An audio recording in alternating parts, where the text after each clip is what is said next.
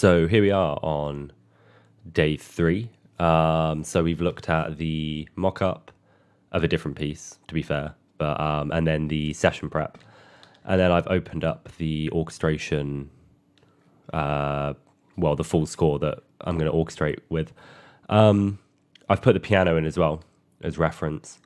The piano is already done from the MIDI, so the piano is basically complete and includes all the dynamics of the original piano score, which is going to be really useful for us to, along with the mock-up, to know what dynamics everything should be. And it will be used as a reference in the recording. So let's get started. So if you don't know, I have got another video out of me orchestrating, but if you don't know, I use this program called Transcribe, which I can slow down, change the key and all that sort of stuff. I just like having it separate for the MP3. I can listen. And this one's no piano. Just the orchestra, and then I've got the one with the piano. Because the piano is such a prominent part, I might want to hear it with or without. So yeah, let's have a listen. I usually work in sections and then kind of move on. Sometimes I'll jump around a bit and then iron it out at the end for dynamics and stuff. That's probably how we're going to work. But let's do the intro.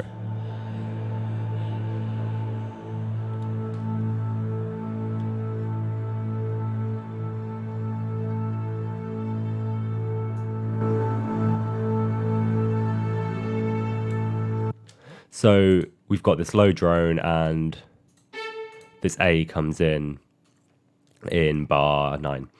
The biggest thing that we need to remember really is the balance in terms of how many people are playing what thing. So here we've got 12 people playing that A at the moment. We need to kind of sort all this out. At the moment we've got 2 and 2 playing this bass drone. To be honest, I think it's probably going to be better to have 4 and 6 with the forces we have. And I reckon I should probably go here. Just having a quick check through, making sure not everything's a bar out.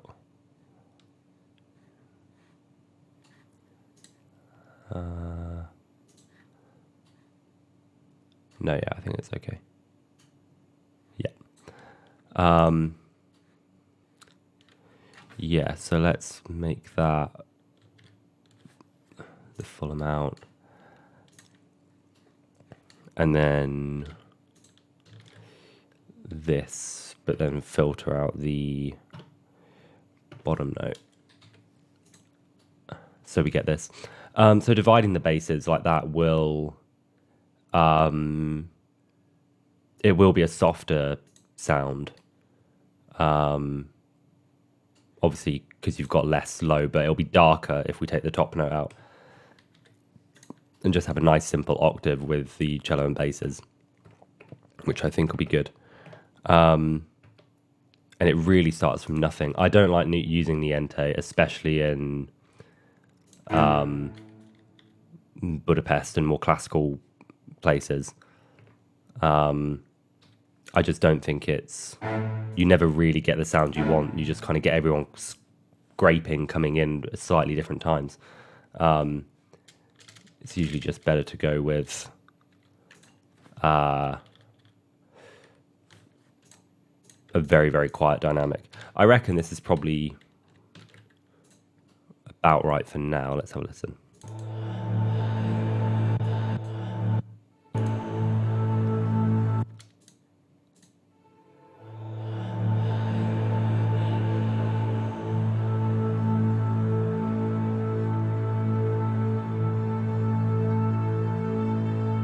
Let's listen to where that kind of this lower A, the A below middle C comes in relation to the piano.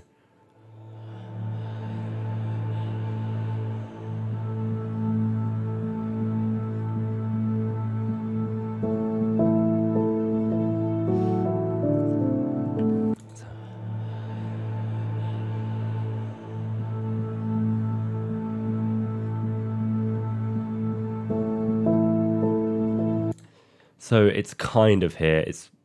It wouldn't be the end of the world if we brought it in after 2 bars, I think. So let's do that instead. And get rid of that bar. What's that? That's a low A. Already got here, so don't need that. That all works.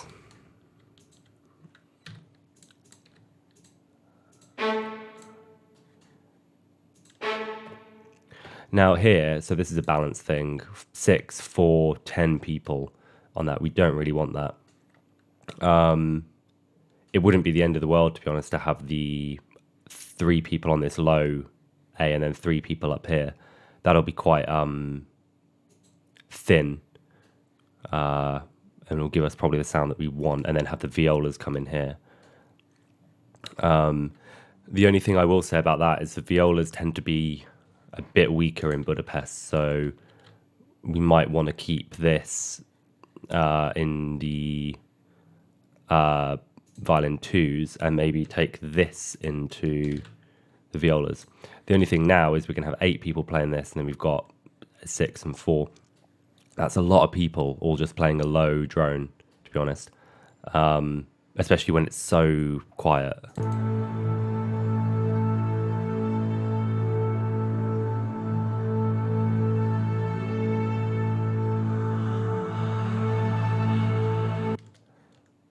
And then we've got this sound, which is almost like poco sol pont kind of thing. Let's break it off there. And put it there for now. So I'm not worrying about dynamics too much because it will very much depend on what happens later. What dynamic we bring in.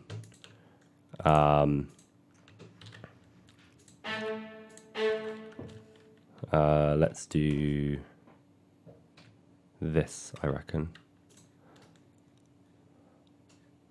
And then we want probably these to be muted as well. There's no point in muting the basses. And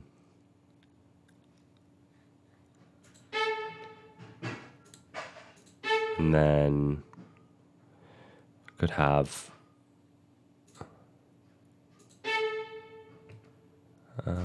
oh, interesting.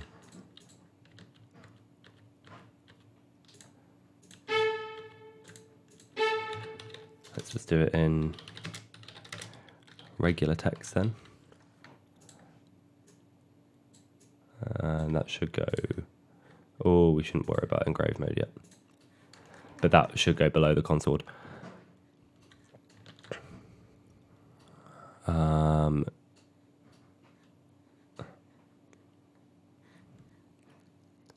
The one question we might be asked is when they look at this, they might ask, well, why aren't the basses muted? It's not. I mean, they will mute it if you ask them to. It's such a barely noticeable difference in sound. I'll put it there just for sake of completeness, and so we don't get a question. If they don't put them on, it doesn't matter. Most of the time in London, they don't bother.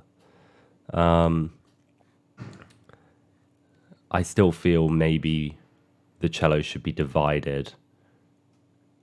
So the 2 options, we can either do this and have it nice and stable, or we can divide and we can have this in octaves, and then this in octaves, but coming in here, and then bring the viola there, which is going to be a much softer sound.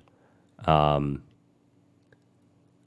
if I'm honest, I think that's probably what we're going to do. So let's do that.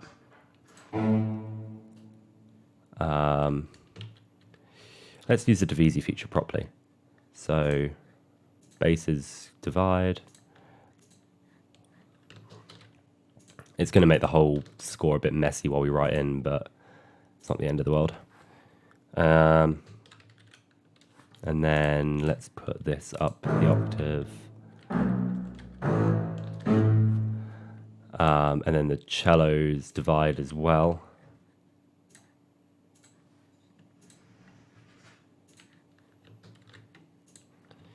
To here.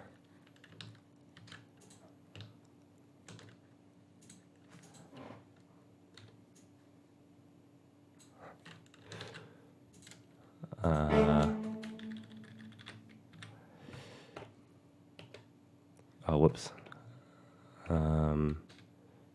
should be PP. Great. And then this here is PP as well. And then this is violas not. So it's not that big of a problem, but you just have to be aware as well that, I mean, this is easy. That's an open string. That's hopefully they won't play it on the G string in first position. They'll hopefully play it on the D string, which is a warmer sound. Here, that's second finger, so that's easy. They won't play that as an open string ever. They'll play that on the D string again, like the basses would here. Same here on the viola, that A. Even though that A is an open string, you don't really want it. Well, they wouldn't ever play it as an open string, but it's slightly outside of regular playing position. What I'm trying to say is it's not always the most friendly note for, say, amateur players to play. But these players aren't amateur. So it looks kind of the same, but then if we look at the cello part, just what we've got here, it's already divided. So we have, when we sort out all the parts, this will say 3, and that'll say 3, and whatever. And it'll be much clearer. I quite like it when it's this divided string sound. So we have 2, 2, 3, 3, and we have 8 people on this, but they're violas, so they need the support, to be honest. Cool.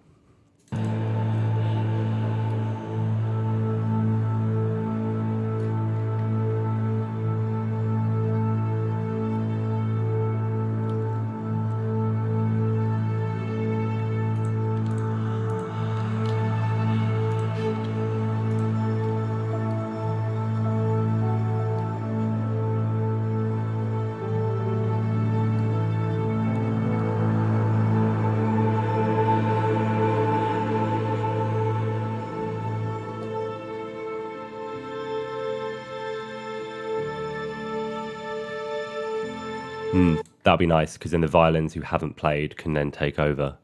Let's listen to that with the piano to give it some context.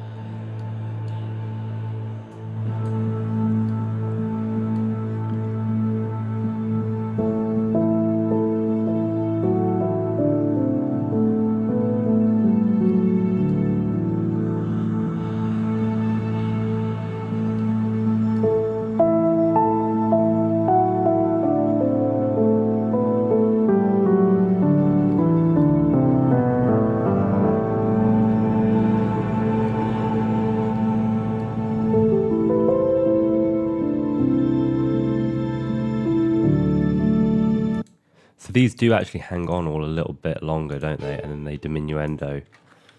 Let's put that in.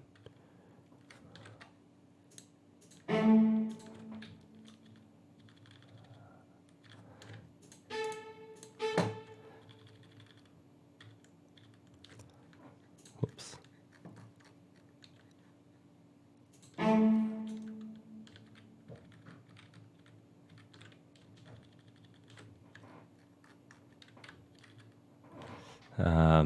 I did actually hear this come in a bit sooner, but it's part of the chamber Evo strings, so it's not that big a deal, because we're going to keep those samples in anyway. And the thing is, I don't want to make all this section too complicated with harmonics and stuff like that, because we don't have much time to record them. And hopefully after the first run through, we'll have, maybe a second run through, we'll have everything here and we can start from here or something. Notice the strings don't swell with this either, with the piano swell.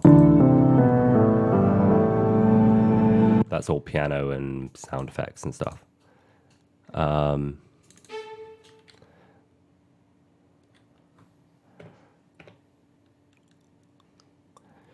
think what I'll probably do is take PP is very, very quiet. Orchestras always play louder than you want them to. like all the time.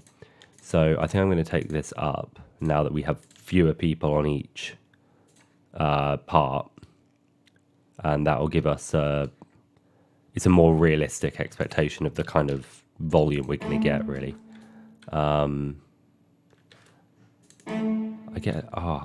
There's not a very good way of copying and pasting these dynamics when it's all tied, to be honest, because I have to go all the way over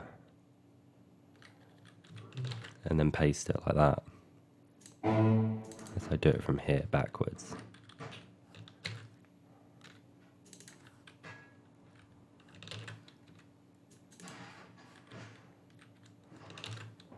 There we go. So they get out of the way in time, but they just hang over this as well.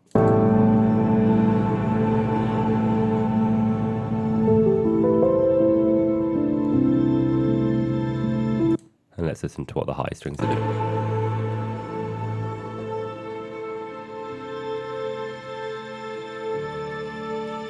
So they kind of almost blend into each other, don't they?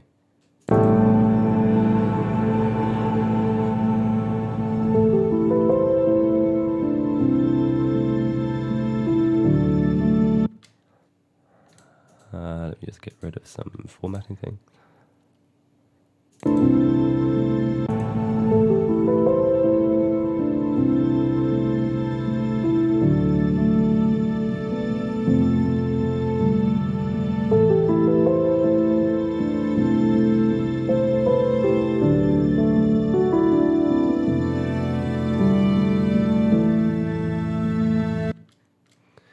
Right, so this high A is going to be pretty hard to tune. I mean, we could do it as a... I mean, it's a fine natural harmonic, but it's still going to be risky. So I can either put it in as a cue, and we can take it out if it's not going to go very well, if it's starting to sound a bit rough, or we can just leave it out and leave it to the samples. We'll probably leave it to the samples, but let's just have a listen. Because that way we won't have to divide these.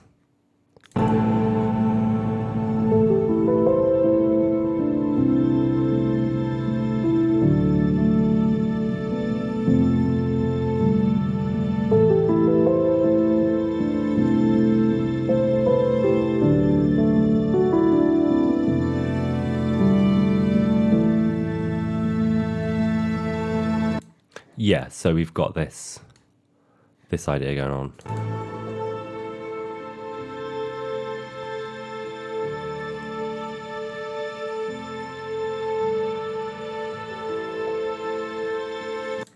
So actually what we could do is just have the violas sustain all the way through, because hold this A.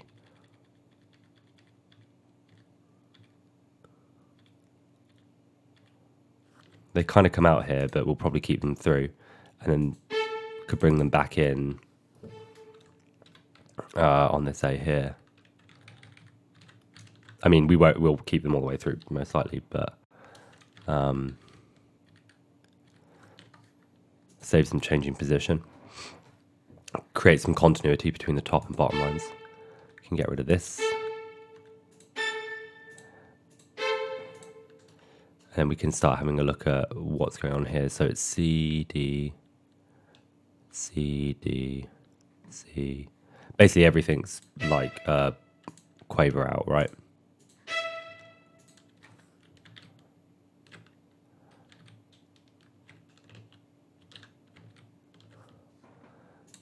So that's better. If we take out the bottom part, we've got that to think about, but that's fine. And then we've got that.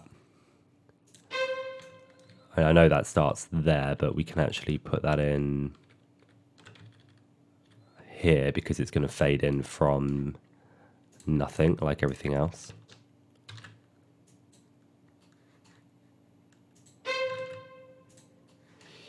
Oh, we've lost our consorts. Now they won't take this Poco Sol sol pont seriously. No one ever does. They don't do it properly, but especially not in 25 minutes when you're not working loads with them. But that's okay. It could be worse. So now we have this fading out. We're gonna get rid of this.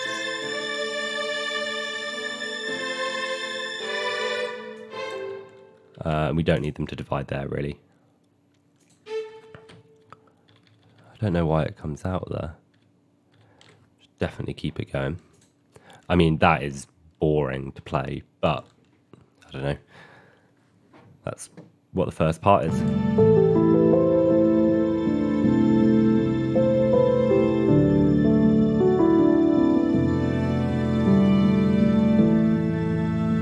Let's just have a listen.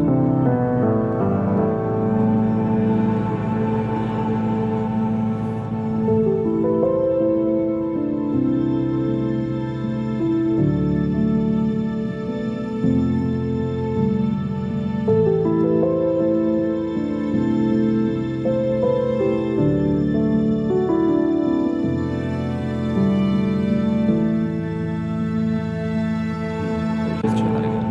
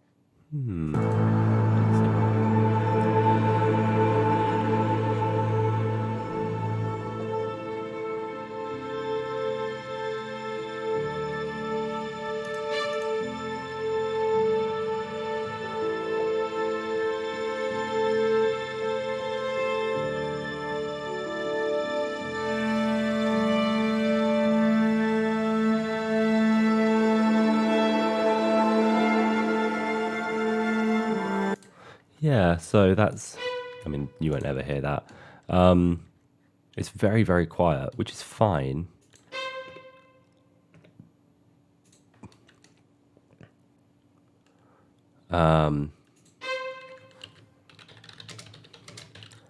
Again, sol tasto, they won't play it very much, but it just gives an indication of the kind of sound. But sol tasto is never properly adhered to for many, many reasons, one of which you just can't find the sweet spot of each changing note if you are permanently playing over the fingerboard. But yeah, let's have a look at this top note.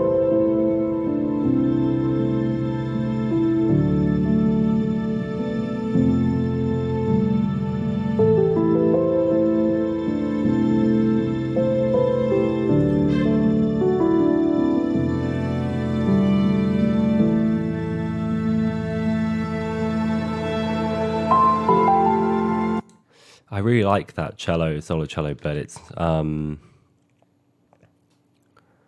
maybe we should put it in. Yeah. Oh, screw it, we will. I can't be bothered to get the MIDI, so we'll just transcribe it, but I reckon we should put this in as well. I could cue it. I think I'm just going to put it in. Bite the bullet.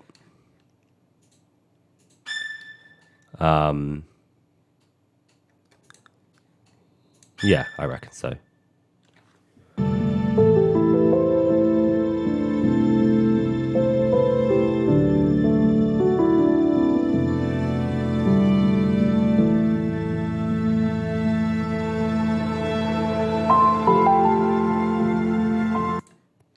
So it comes in here, and it at least lasts for this long, and it does spread into that bar a little bit. Let's create another divisi, and this one is solo and gli altri.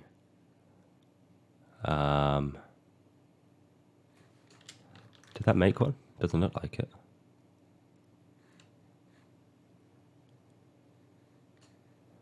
No, it didn't.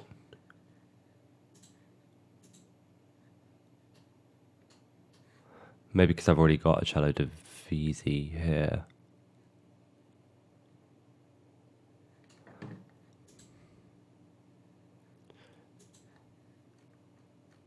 It's going to get into quite a complicated thing. I know what's going on. Let's make it unison here.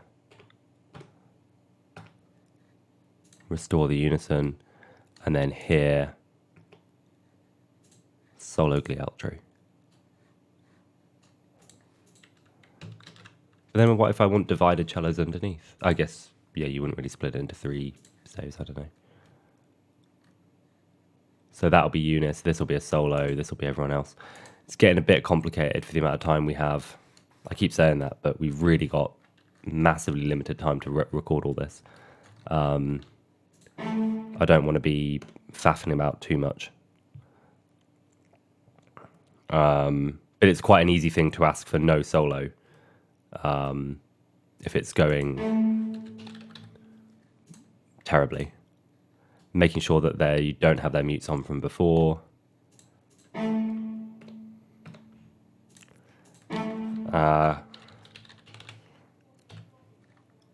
Also want to ensure there's quite a bit of vibrato going on.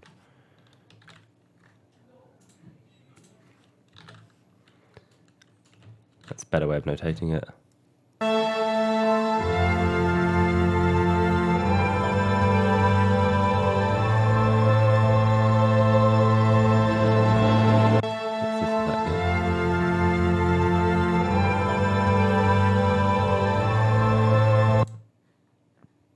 I mean, we've got like a G major E9, so I reckon that'll be fine. And then I think we should probably just go straight to the A minor chord here.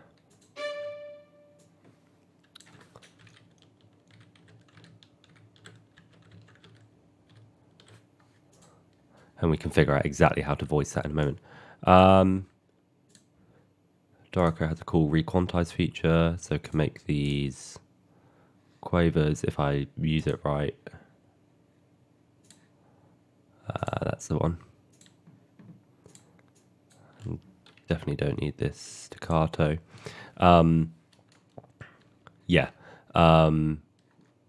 Sibelius has a similar plugin called Renotate Performance that you have to babysit a little bit, but it's still pretty good. Let's check out what the solo cello's doing.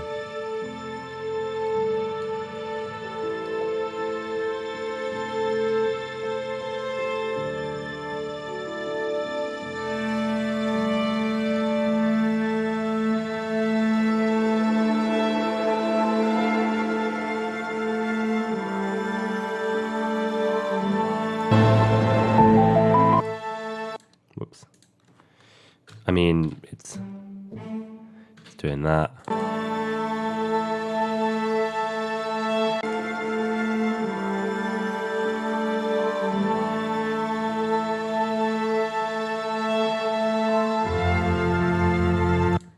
Yeah.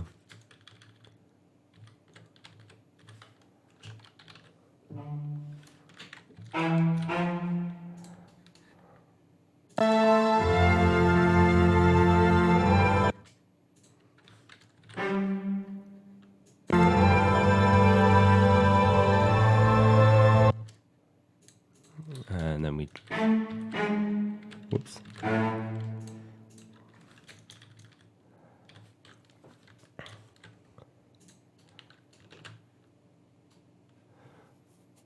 And the other cellos aren't in at the moment.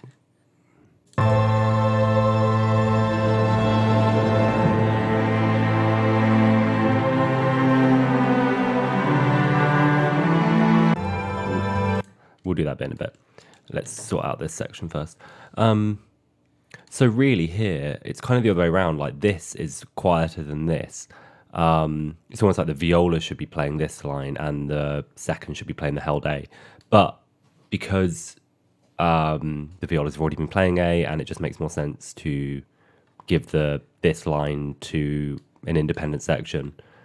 This is probably going to poke out a bit more than the mock-up, but it won't be at all negative, I don't think. I think, in fact, the mock-up's probably wrong the other way. I mean, if I hadn't done the mock-up, I'd be a bit more strict about it, because obviously the composer would know what they want there, but because I did the mock-up, I have the liberty of changing stuff like that.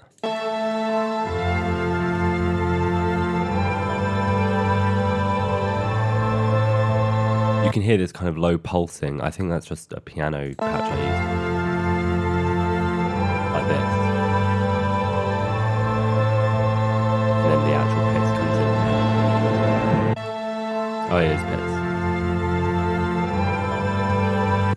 I don't think we actually need that other than to have a very, very soft bass pits. Which I reckon, let's take out the bottom note for now. Put it on. Oh yeah, the basses should go to unison here. Do a Divisi change to unison. I don't like that that's cut off, but I'm sure in the part it'll fix itself.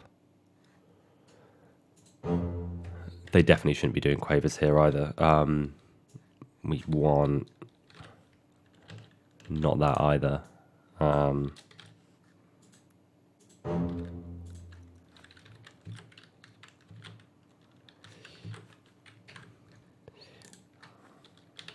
We would never write this for a pits line. Just looks wrong. Even dotted crotchets is probably the longest duration. As long as they're kind of black note heads rather than white heads, then they kind of they look more like pits, and you won't get any questions. Again, I'd start pretty quiet up to, and let's also have Senza Sword. Again, I don't think they'll put mutes on anyway, to be honest. Actually, it's just too much info. Let's just not bother.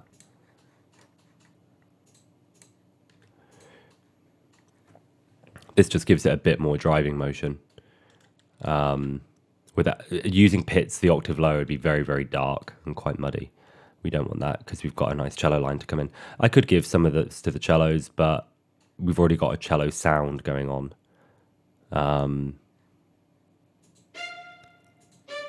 I mean, if we find that this line's just not coming through, we can either remove it the second time or have all of them play it. But it should be fine in this texture. In fact, it should be quite nice there. Let's have a look.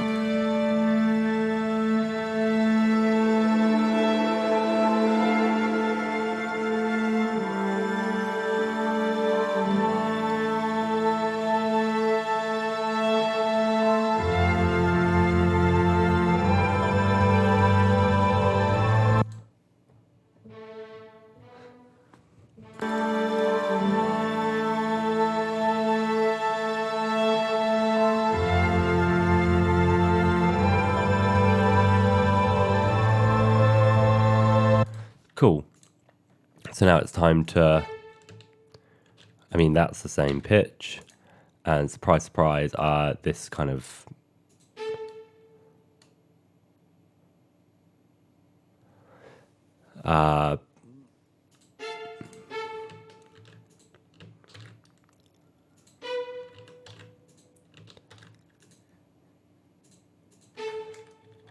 we can sustain this all the way through, really. Especially when you look at the piano part. And then they finally get to change. Lucky them. And then go back. Here, that's definitely a div. They would play that div anyway. Like, no violinist in their right mind will try to play that as a double stop in this texture. there are these really nice little trem kicks, and to get these, we could do something like this, and put the trem on and do like a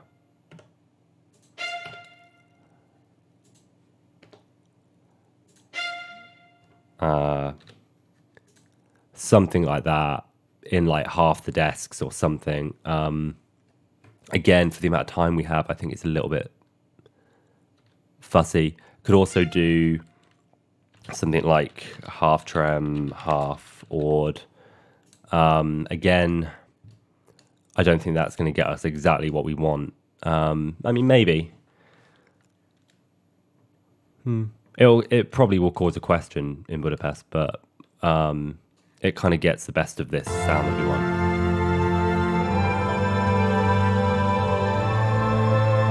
Yeah, we're going to go with that, to be honest.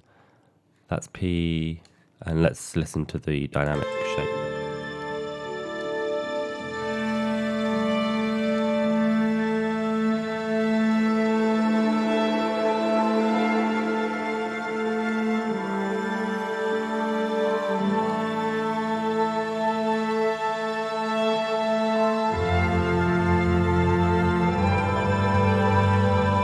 This is the crescendo.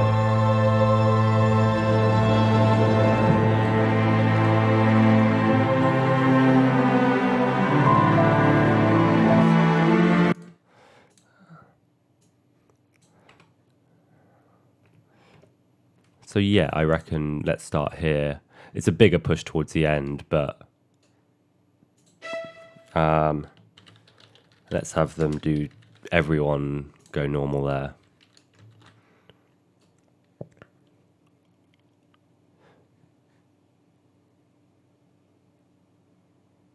Actually, a better way of notating that would be to divide them. Only for Budapest. I mean, that's a really easy way of writing it, but for Budapest, I'm going to do this. I keep saying for Budapest as if they're like children. They're really good, but you just have to kind of take certain things into account. So our second players are going to play. See, even like if I was in London or something, I'd probably be out of our 10 players. I'd probably want maybe 6 on this and 4 on this rather than 5 and 5, but it's fine. For now, we just need to be as clear as possible in the time we have. Remembering that these are still muted. Don't need this anymore. They're already dividing. I mean, we can listen to this, but it's not going to really reveal much. Yes, surprise, surprise, they're just playing a long A. Let me cut that for a moment.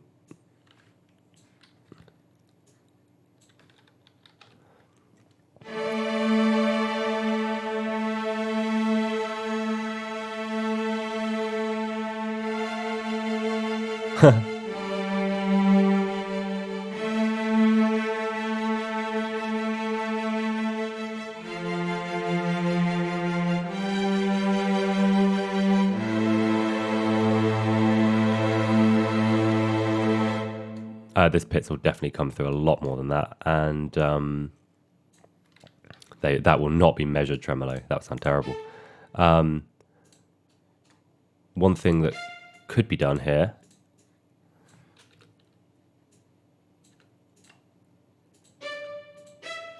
I think that's what we hear. Yeah.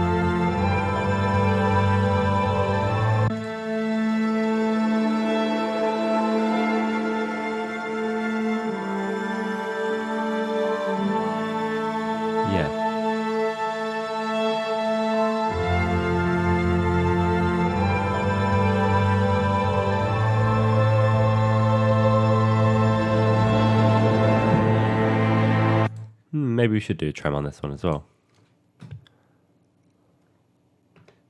Yeah, why not? Molto sol tasto. Will they play this sol tasto? No, they might. Again. No, let's leave it in. I mean, we could be really, really picky and go ord here and go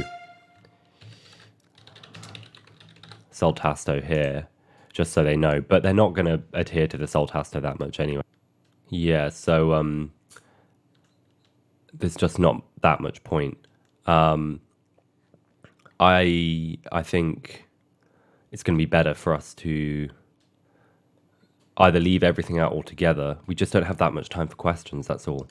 And this looks like it's being more specific, but actually it might raise more questions than it solves. I mean, right chord here is pointless. You'd never play tremolo saltasto unless like it's a contemporary technique that you're really, really asked to.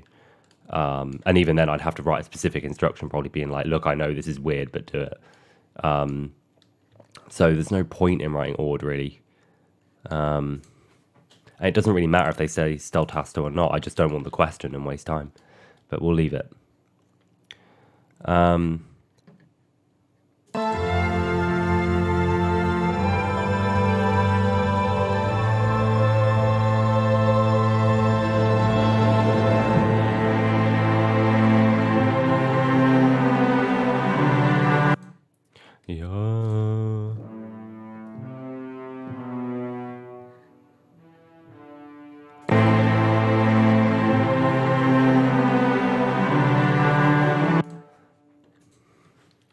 So we've got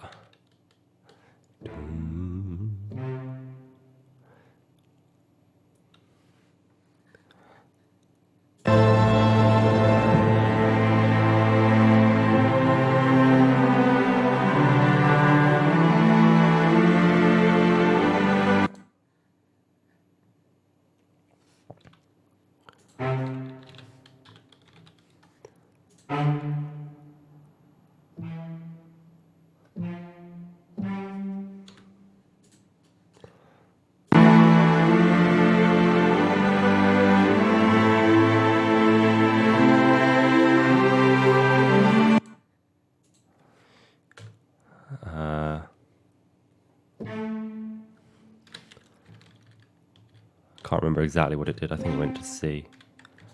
I think it's just playing the root notes, isn't it?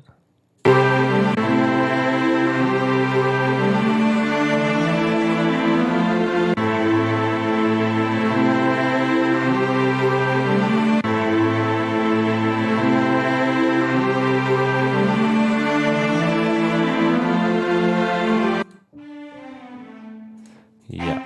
I mean, this is going to get lost, but we have the sample at this point. Or we could book a cellist and do it remotely and close mic it, obviously. I mean, it might not. It depends on how they've got it mic'd up and how loud the cellist plays, but the volume they're all playing there. These we're not going to bow together because the cellist will be trying to project, so make them nice and broad and tenuto. This, on the other hand,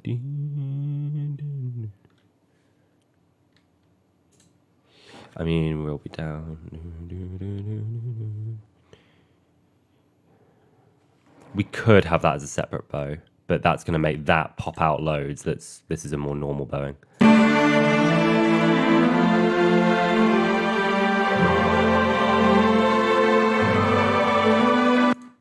And then we start getting these kind of overlapping suspensions, which I need to check out in a moment.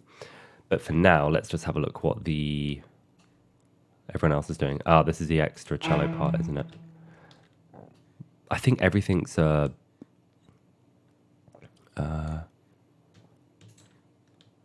like a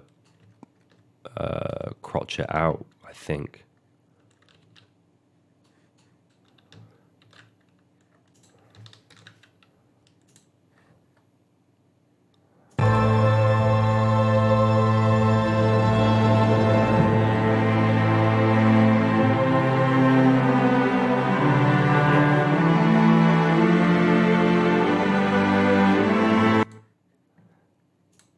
That's all right. So let's listen for what the strings are doing at the top.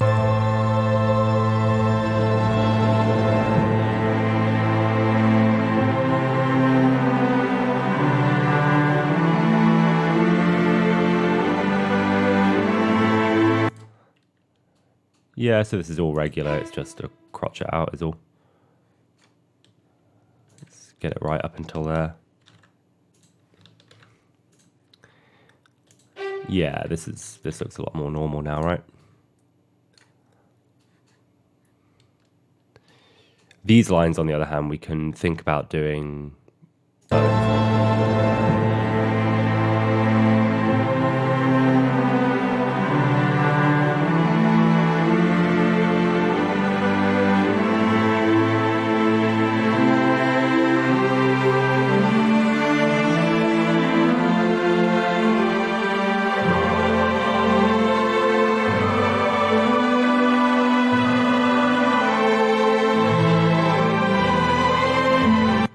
I need to check what's going on there in the violin 2 part, but that's definitely what's going on here. Probably go to unison there, but we'll have a think. Same deal here. I think the violas are a crotchet and a bit out. That looks a lot more regular.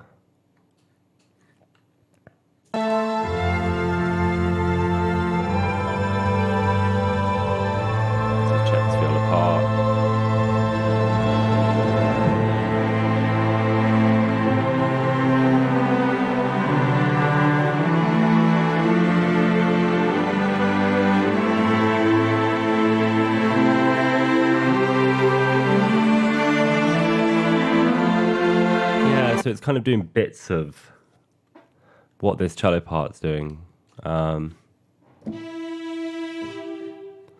It's kind of got that now.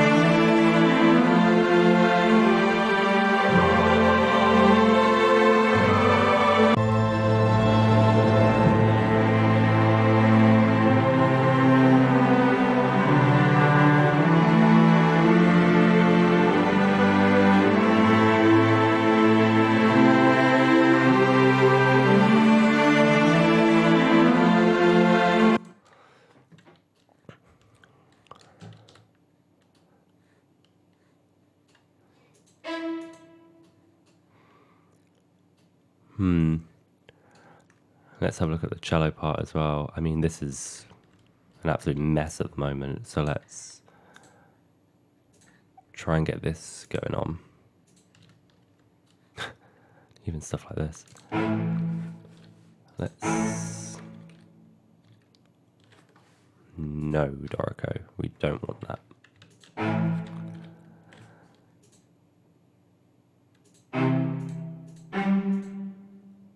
What's it trying to do?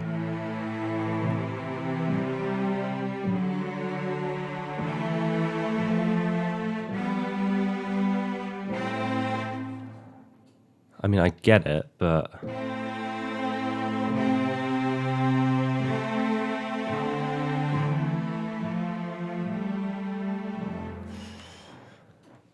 and the bass bits comes in. That'll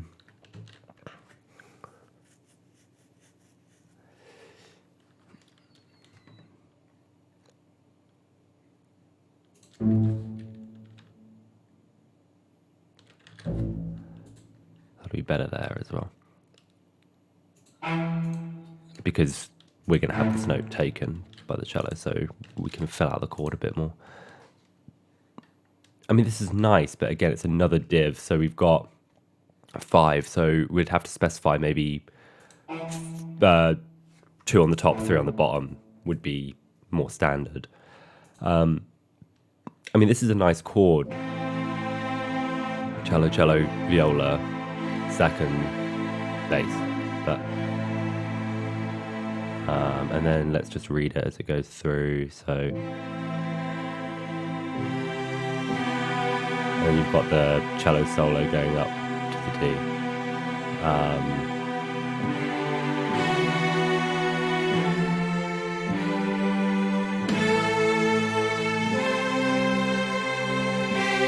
And then you've got this nice viola where it goes. And then the cello going down to there.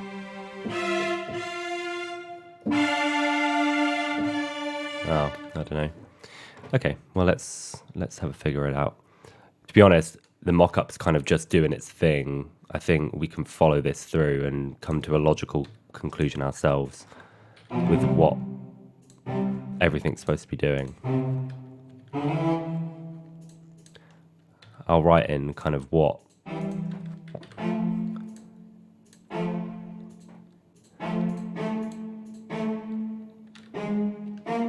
actually the harp could also help us go into here with this low.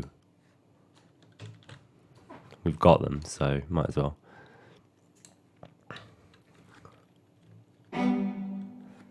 That changes halfway through, right. I don't really like this being div, that's the only thing. We haven't got enough people to make it cool. So, and I want to put this big portamento thing on cello, so we might have to wait and see about this. We might have to use some basses for this low A here. I mean, let's put them in there for now. Whoops. Here.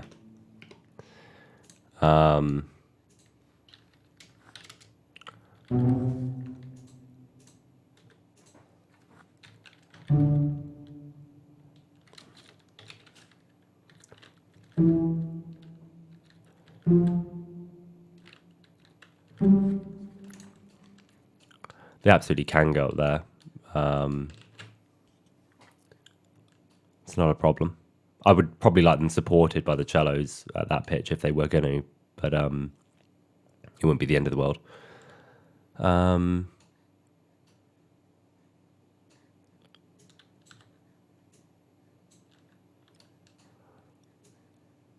mean, let's have a look what's going on here.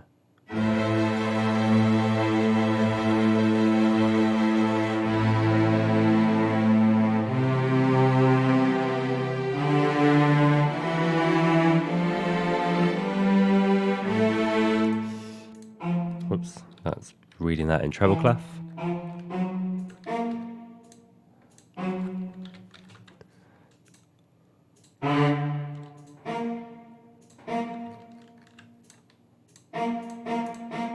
Oh, of course, I didn't change this because I didn't want to mess about with the divisi. Because this should be D major and then D major over E. Let's leave that out for now then. And then this should be F, not that.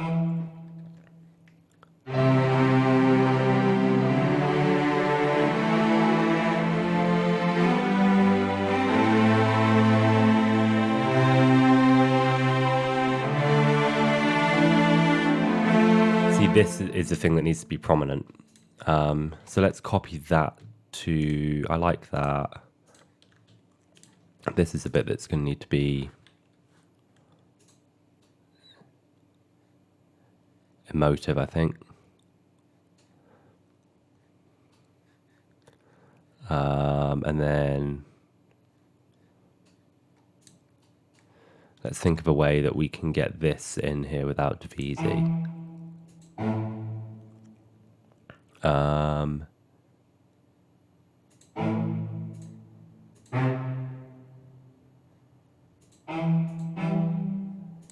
We don't really need.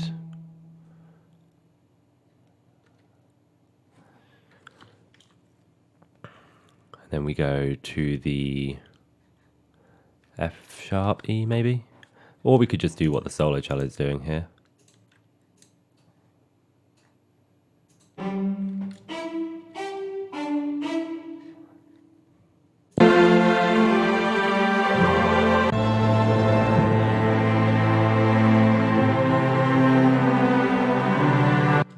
Yeah, you can hear how prominent that is, and it's not just violas that we need doing that.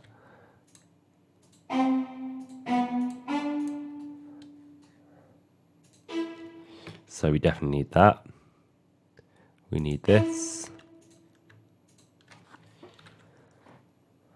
And then let's show the port there. At the moment, we seem to be at a comfortable MF. So now we have this. The solo cello is not going to hold this bottom end by its own, but in the mock-up it might work on its own. And then go up to the D. we've kind of got this doesn't really work.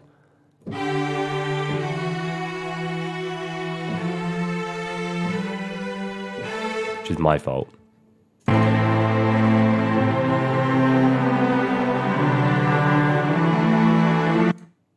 You can hear that.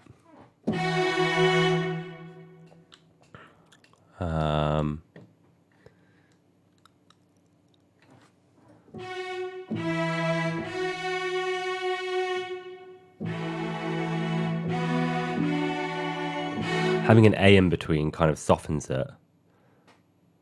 At the moment we've got this D.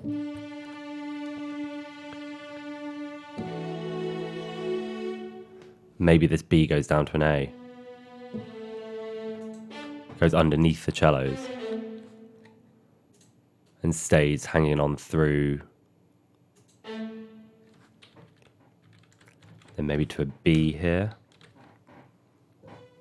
But down the octave, of course. Whoops. Makes a bit more sense. So we've got... And then to the Ds.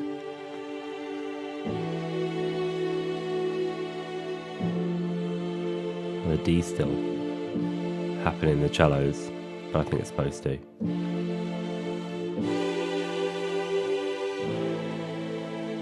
And then you've got the nice. It'd be nice to have an F sharp.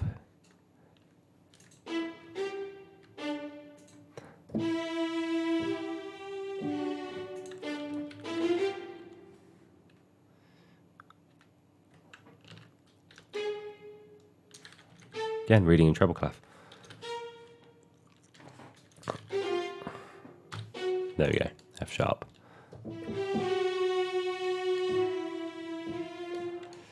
That's a bit naff, but let's try that.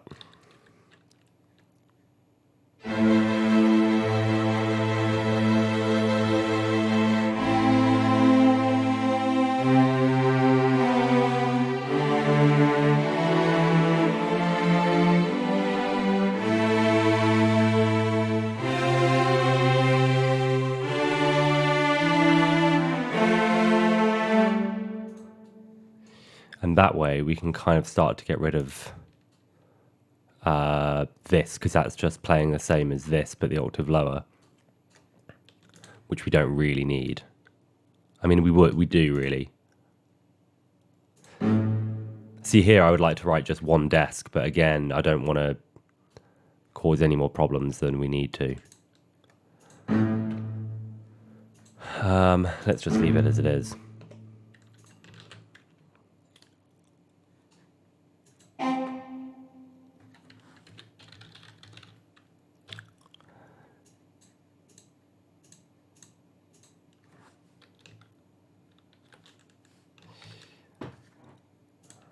We can sort all the layout in engrave mode after.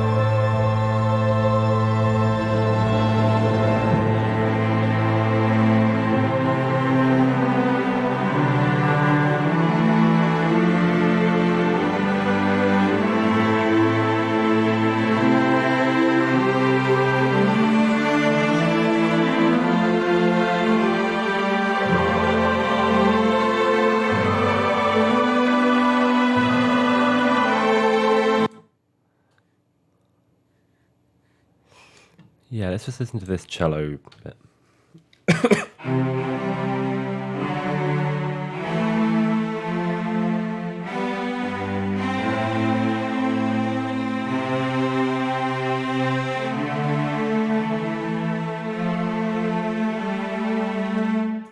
Yeah, I mean, this is just...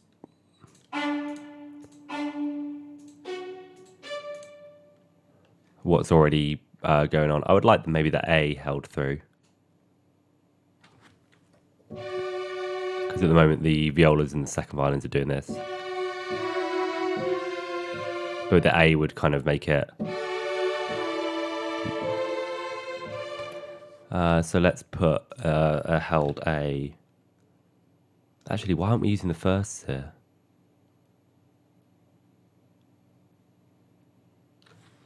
maybe the first can come in with an A and then build up.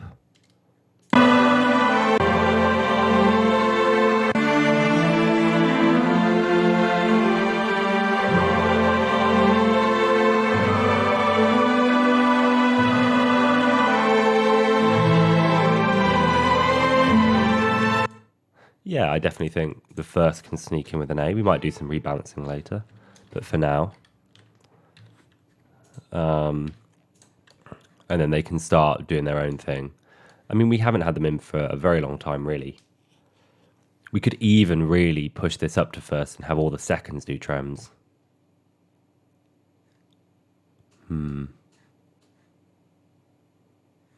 Rather than just have 5 and 5. But then that we don't want to make the solo cellist have to compete with everyone here, so I reckon we'll keep them down until here.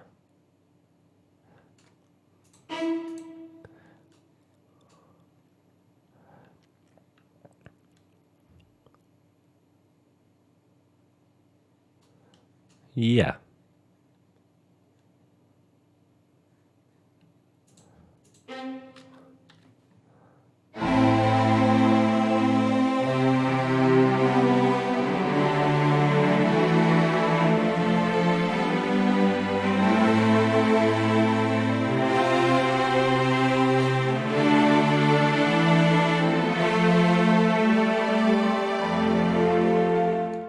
Hilarious. Cool. Can get rid of this now. Whoops. There is a G down here, which we don't have anywhere, but I think we're okay, because blended in with the mock-up as well.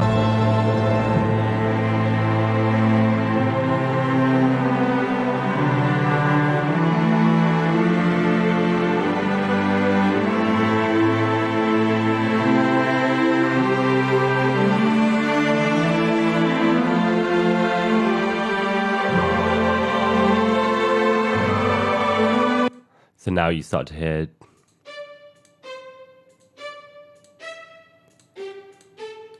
all the suspensions against each other. So the cello extra, let's move that onto the cello part. And let's move the bass onto the bass part, and let's sort out the bass. So all this is pits.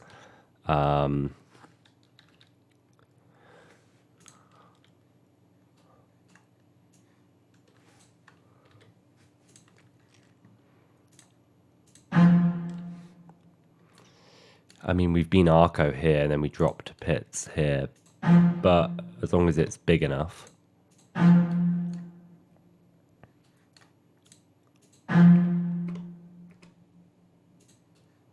I don't think it'll feel like the bottom's fallen out of it.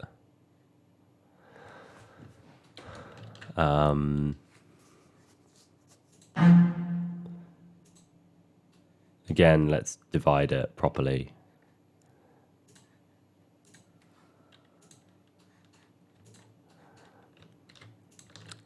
Yeah, and then the bottom note, actually out of all of this, all the top notes can go, right? And out of this, all the bottom notes can go. And then, yeah, that's divised well, and then change it back to unison there. The reason for that is, so on the parts, they appear separate like this on two staves rather than just crammed into one stave with the word div written over, which is, if you look at any normal string part, isn't how it's done. Let's do the, I mean, this pits build up here could use some harp. So what I'll do is I'll just copy this. I mean, this is absolutely terrible harp writing. You would never do this, but we're going to come back to it. It's just to remind me to put the harp in there. And then let's work out what's going on here.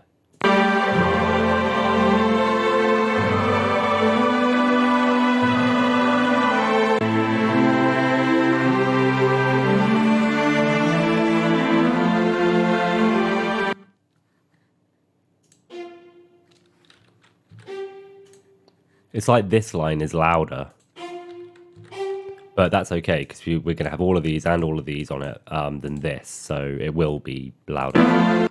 Although we should probably put this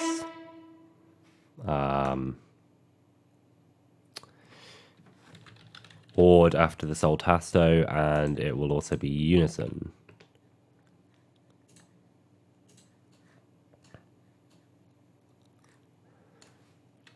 Which jumping an octave absolutely fine, and jumping down a sixth absolutely fine. And we're not going into any motor rhythm, so the trems should stop cleanly.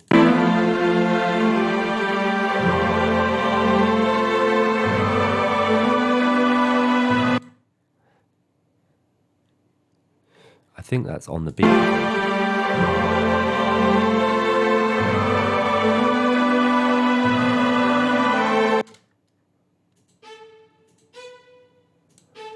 No, it's actually...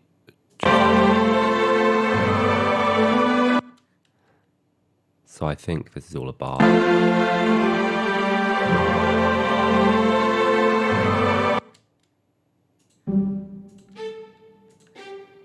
Yeah, okay. So, whoops. This is...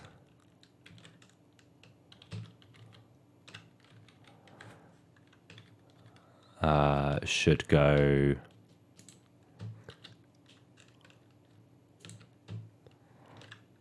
here, I believe. Nearly. That's it.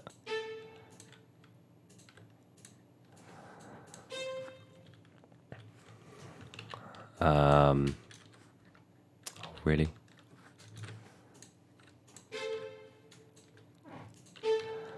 I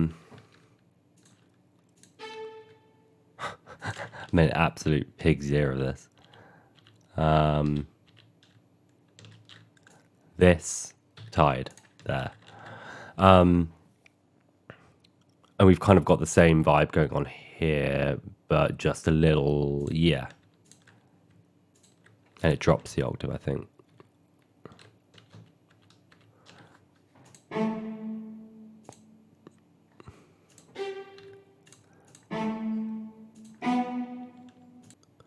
So yeah, let's check out what the cellos are doing. And I'm sure we'll get a good idea.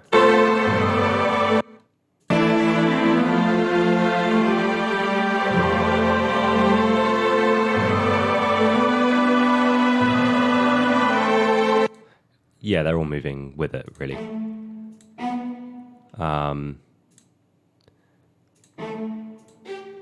They're just kind of doing their own thing, their own notes, but they're all moving. They're doing A, B, and C. As opposed to this here, this G here. Is that right? Because that's a second. Maybe the violas are moving differently.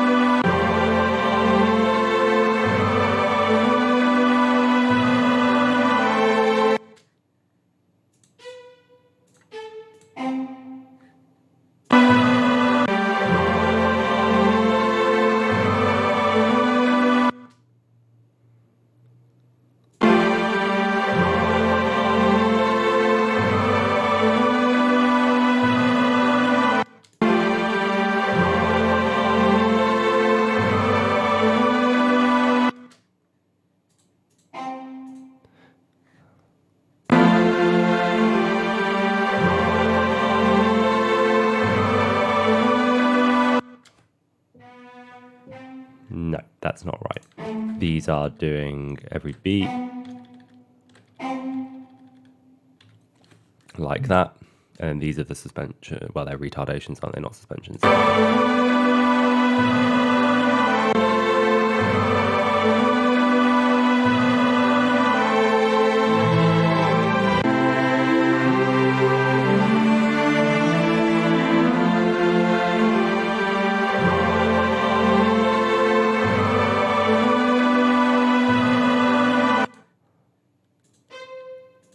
That's a really important line. So what I'll probably do is give this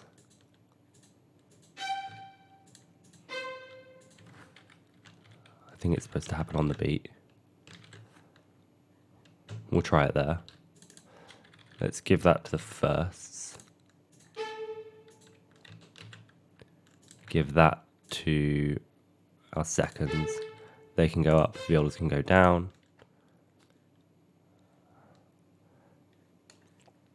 And then we can have everyone go tutti here.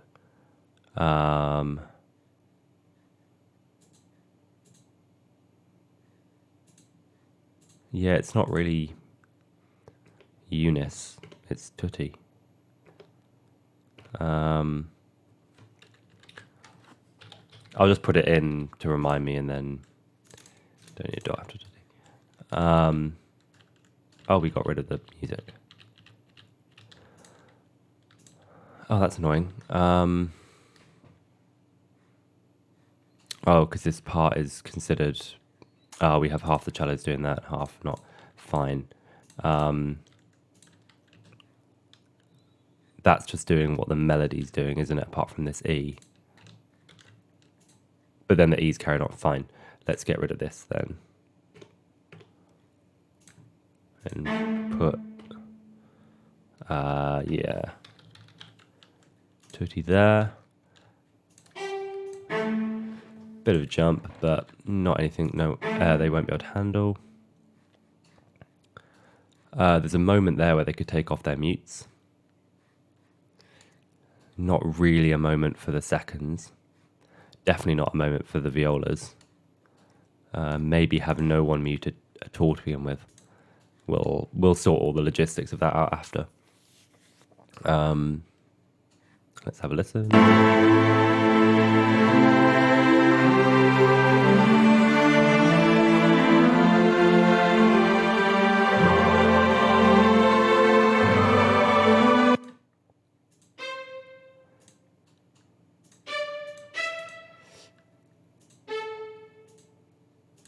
This is the line I'm hearing the most.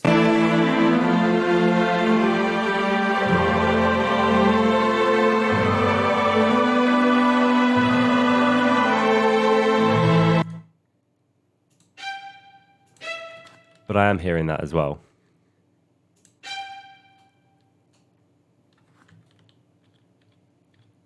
It's just quieter than our other one.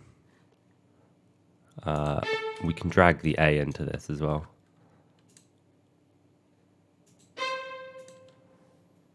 I don't know if that's the right timing, but...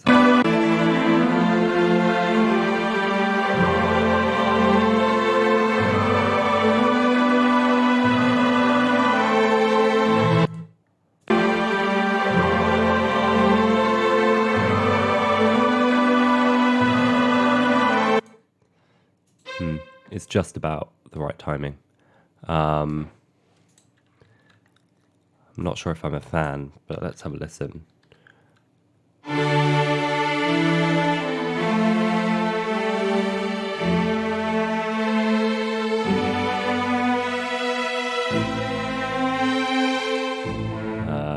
All the dynamics are over the place, but let's have that come in here. MF.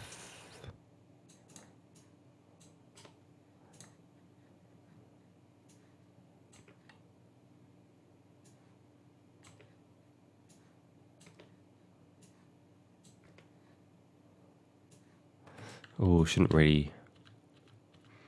We've kind of built it up with the orchestration rather than the dynamics.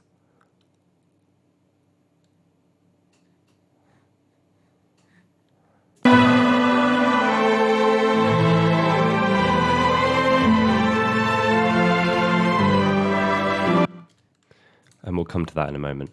I might have to go back into the Cubase file and just double check what's going on here because it's not what I've written.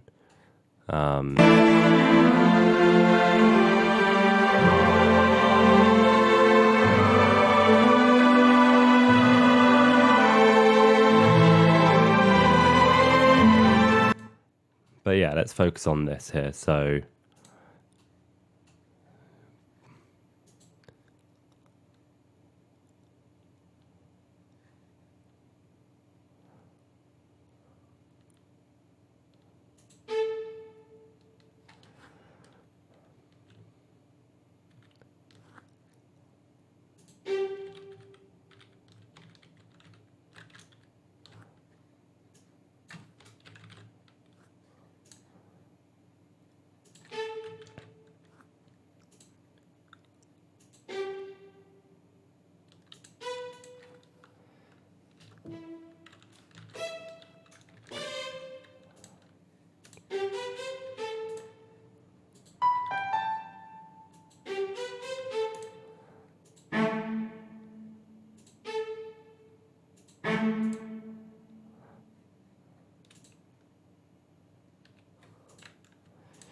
what I reckon is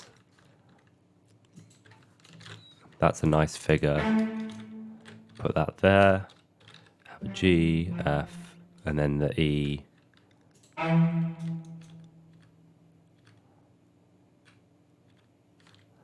Although we do have an E there, and it's really an A minor chord. And we've got E's here. Might have to do something about that with a low A instead, but preemptive. Oh, I need to sort this bowing out as well, but I'm going to come back to all that. Let's fix this bit then. So it is really this.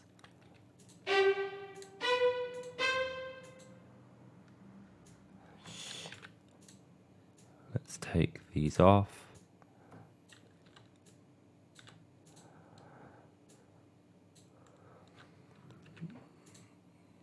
Yeah, that's kind of going to be quite weighted. And do we go down on them? Yeah.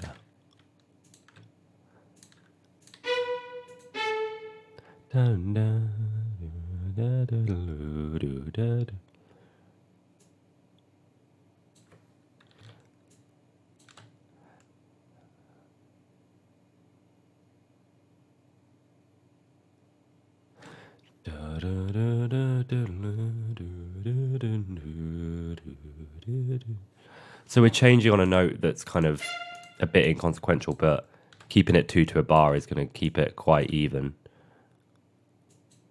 And it's going to work out quite well for us in the grand scheme of things.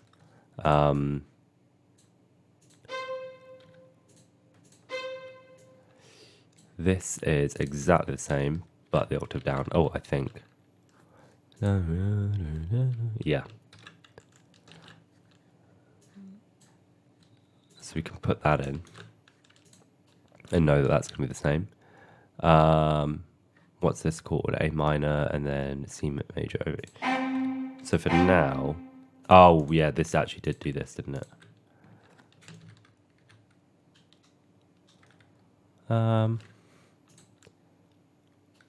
That's quite cool. I think that'll work.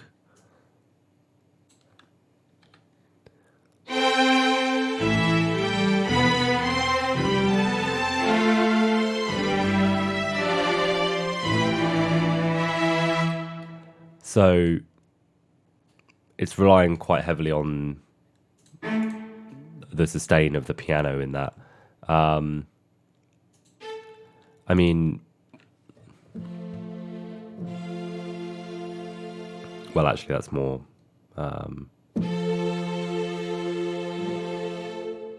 the viola part's up here.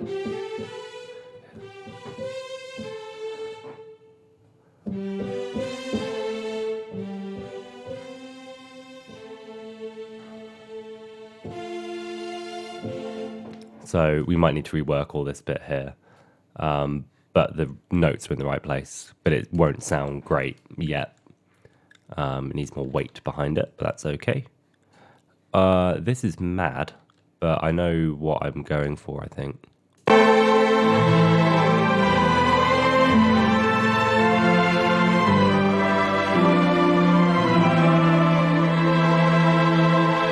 you can hear it's quite thin. And if I play the piano version, I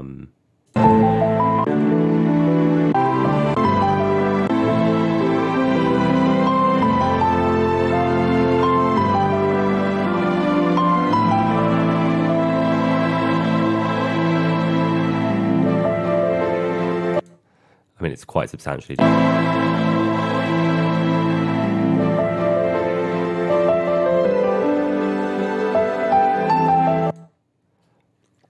And here we have the staccato patch, which, again, hasn't come in. There was something up with the pits and the staccato patch, which, that's okay. I need to go back in the Cubase session later to check that earlier part, so I'll grab it then. Let's have a listen.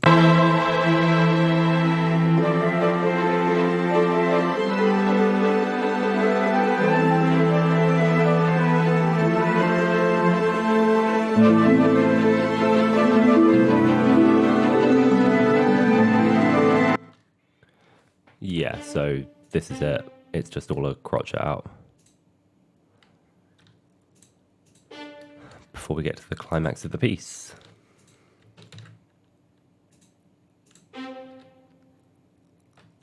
Whoop.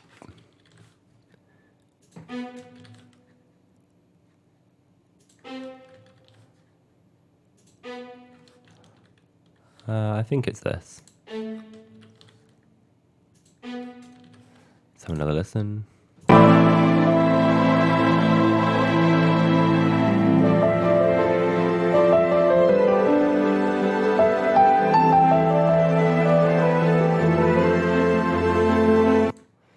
No, that's half of it.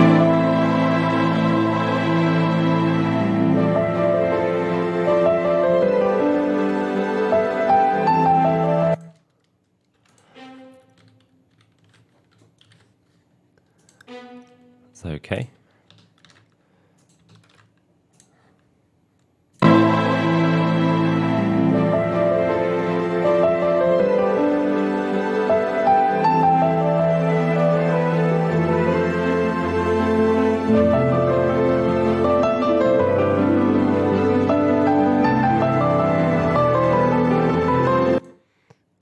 Another yada.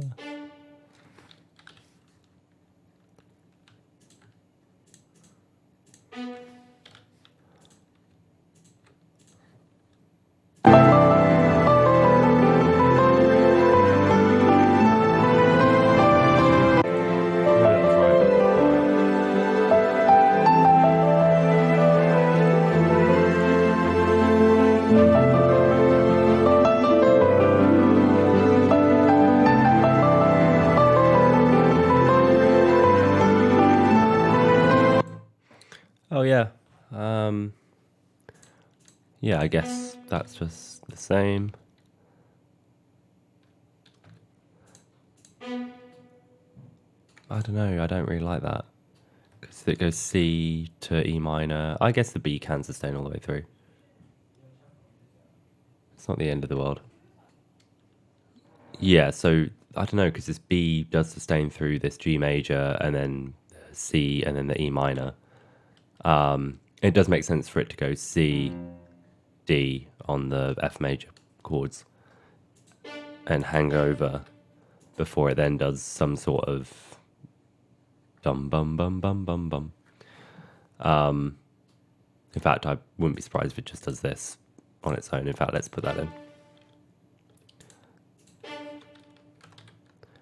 Because I reckon that's exactly what it does.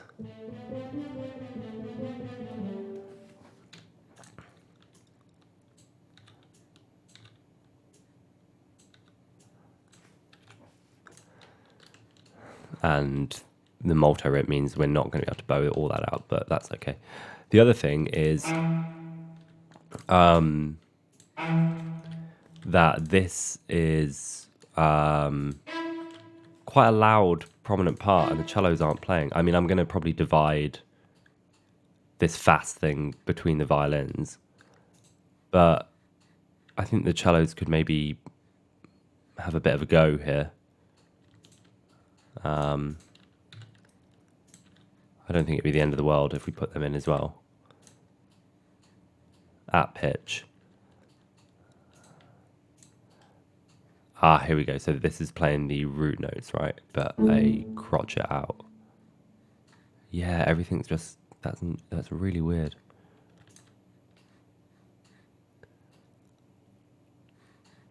I mean,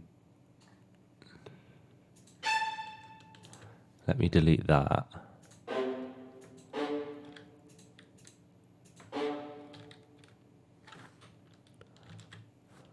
Put that there. Same thing.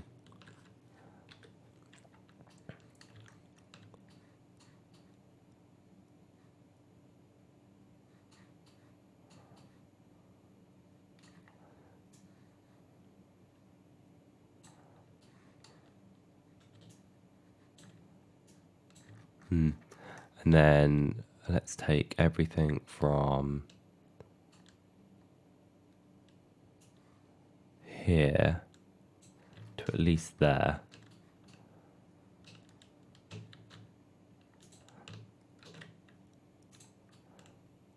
Yeah, there we go. It's already looking a lot better. That goes here. And that also means that this goes there. That's just tremolo doing that, so we don't really need that, but it's good to have in to know.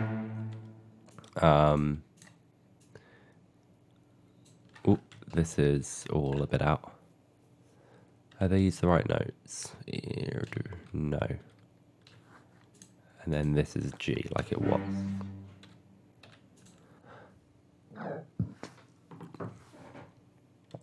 Yeah, so also when I get stuff from other composers, generally I'll get stems as well, which will help me kind of decipher exactly what's going on. Like this, I think this is Arco at this point, but I'm going to have to go back in the Cubase session and check. But that's okay.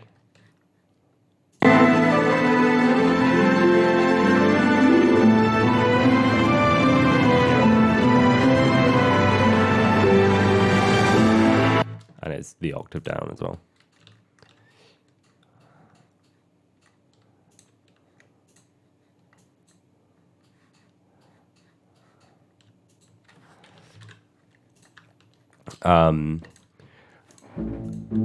Always stronger to have basses in unison rather than octaves. Here we might not have a choice because the cellos aren't joining us for the journey. Was that Pitts before? Yeah.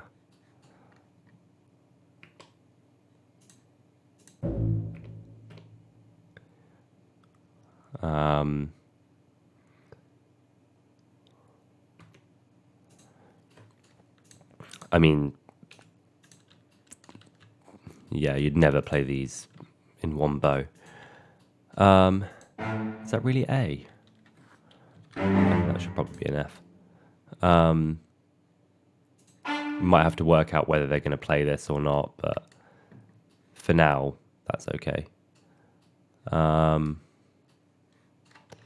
Okay, let's have a look at this really fast arpeggiation thing.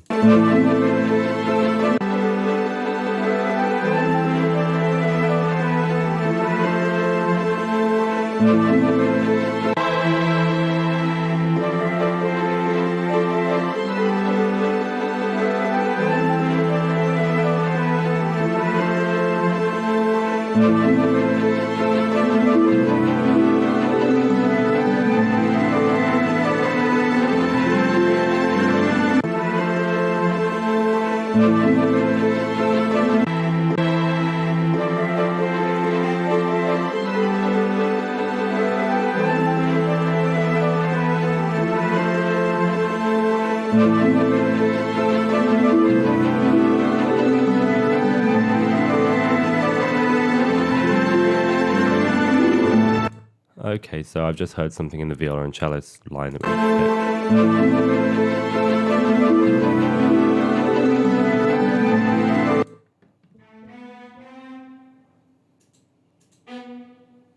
It's not really doing what...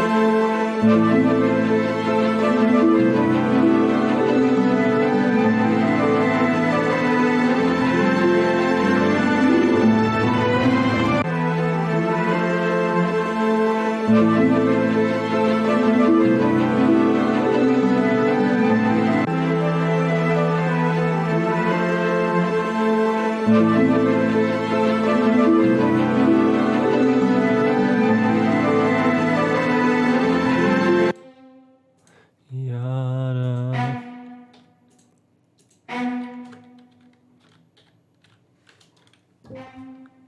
Oops.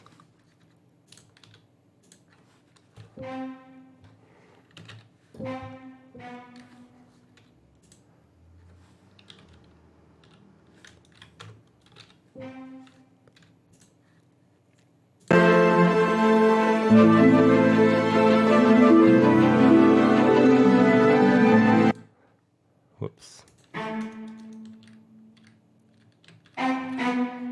That's it.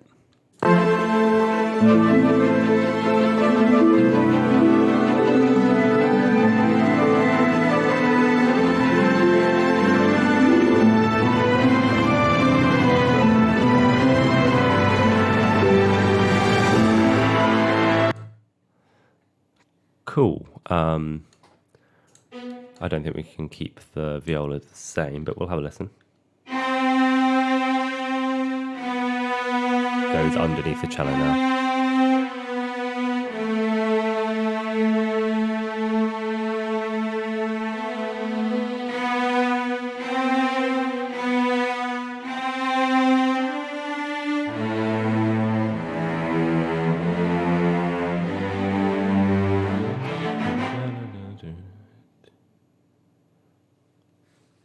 Yeah, if they start this one on a down bow, then it'll all work itself out.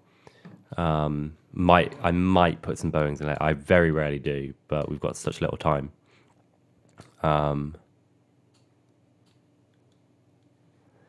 Right, let's have a look at this fast bit.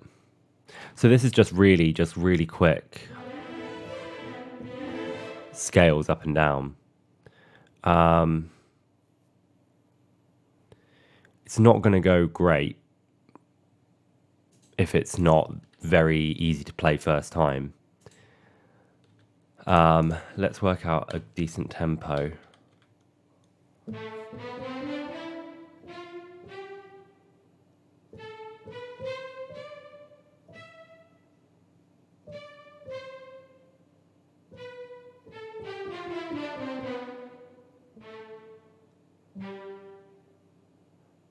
And then we go to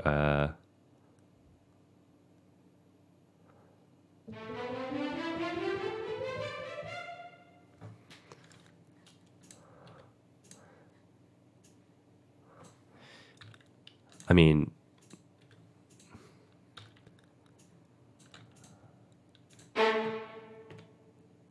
something like this would be not that hard.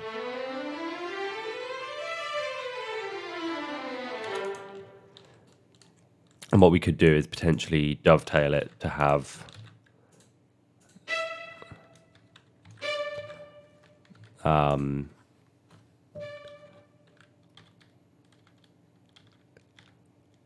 this go on or something, so we could make it easier for them. That's probably what we'll end up doing.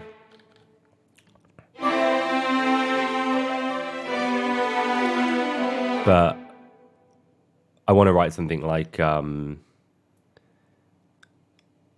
lib or fast blurred, because it doesn't really matter if they're that in time.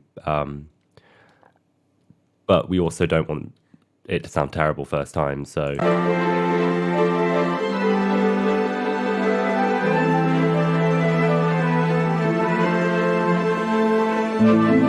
as long as we stick to scalic passages, it's not the hardest thing in the world. It's just sticking to passages that are playable quickly. 1, 2, 3, 4, 5, 6. 1, 2, 3, 4, 5.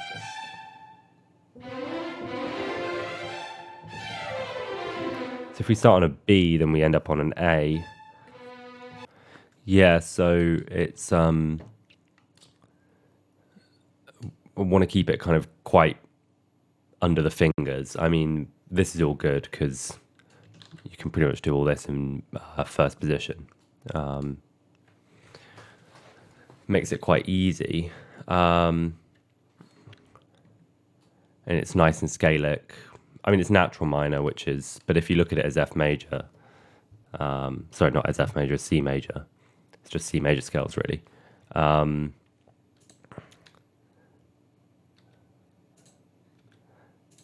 mean, let's have a little go at making something decent. It needs to be faster than that as well for it to really sound good. I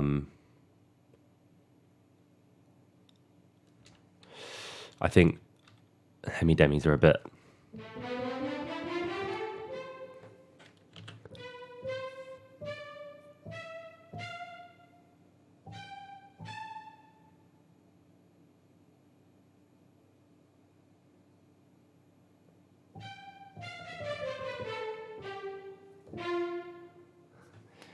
I mean, I'd probably have to do something a bit better for that. That's the kind of speed, though, so let's try and get that into the timing that we want.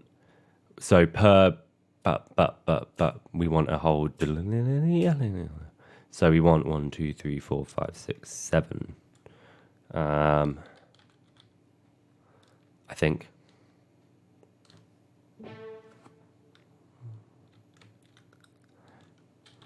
Seven in the time of 6, maybe? Oh, do I have to do it first?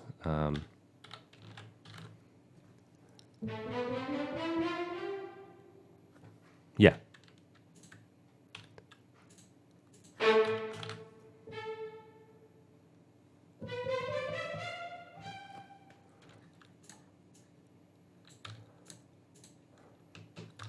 I mean, that's better.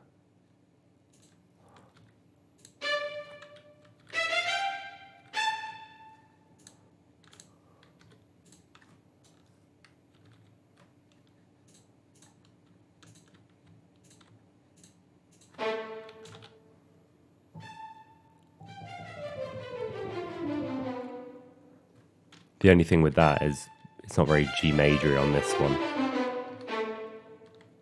I would have maybe liked it to end on G major.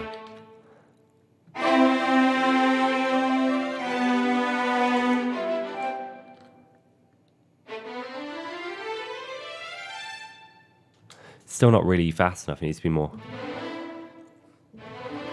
Maybe 9 in the time of 6.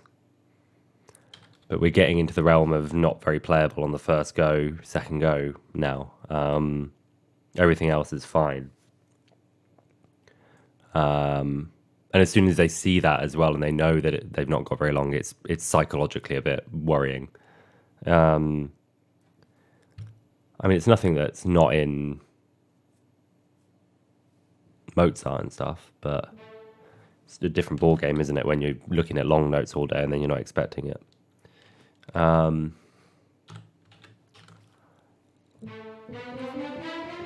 it's very different from Mozart because it's a natural minor scale, but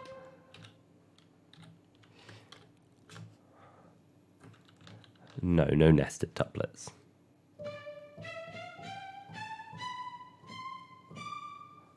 Again, we end up on an E at the top or a C. They're both naff options. I mean, what would 8 be? 1, 2, 3, 4, 5, 6, 7, 8. 1, 2, 3, 4, 5, 6, 7.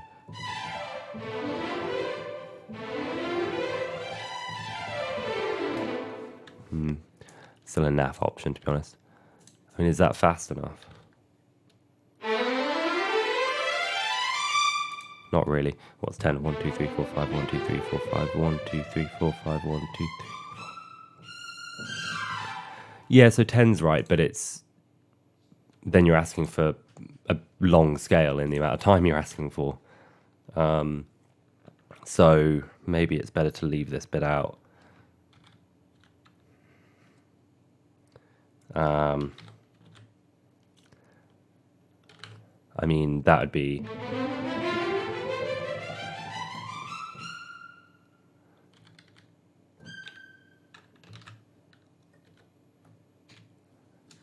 I don't actually know the shortcut for that.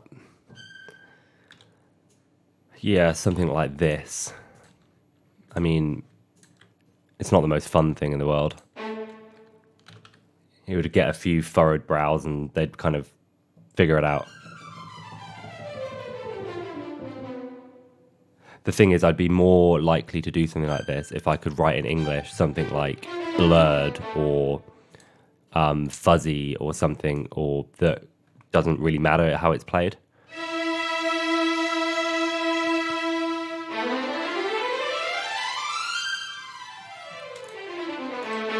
But this is quite, it looks like I care very much that it's these notes.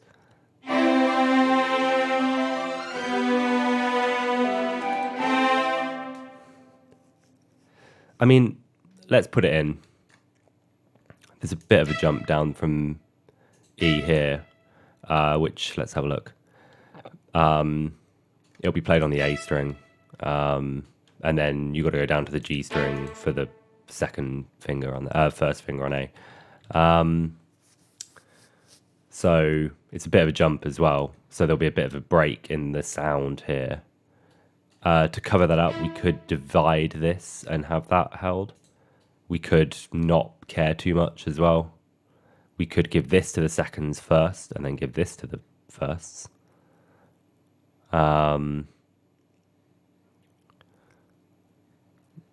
Because they're already here. They could play this second finger on the, I mean, they'd probably play that on the G string. So they'd be playing that on the G string as well, rather than the second finger on the D string. Second finger, first finger, sorry. The second note, really, on the first note in first position. Let's think. But it also, this first will be slightly stronger, so they should be able to kind of show them how it's done almost. Let's write it and then we'll figure it out. Let's have a listen.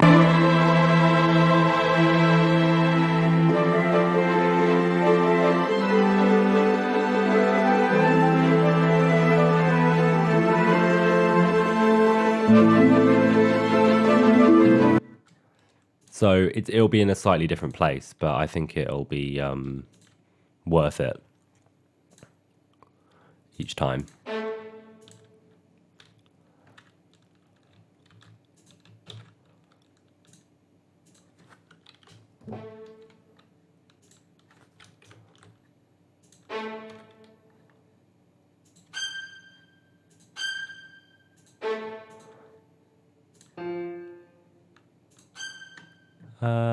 And keeping it the same each time as well helps.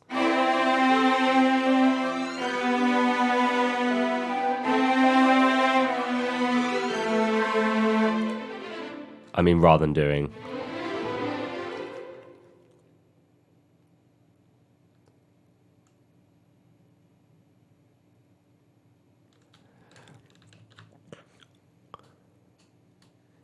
But...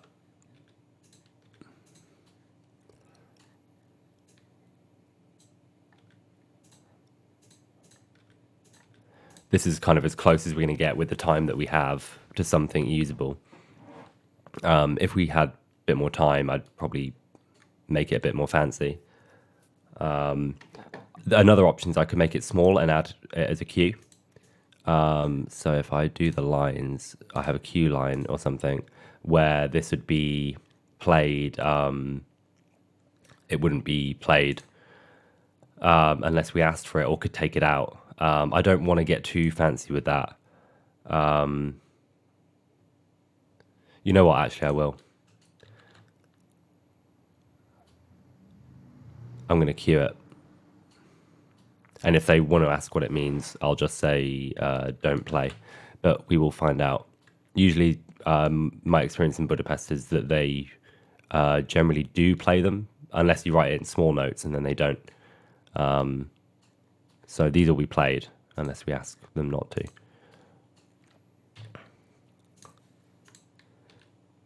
And it makes the score look cooler, but we shouldn't care about that, right? And then this we should definitely play.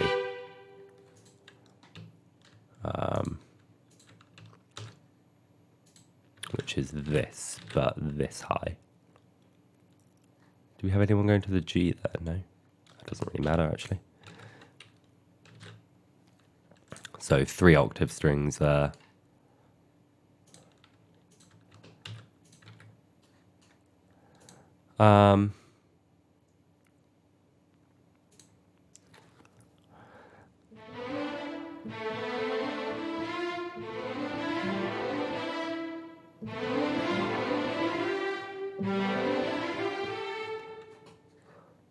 So it would be maybe easier to do something like this.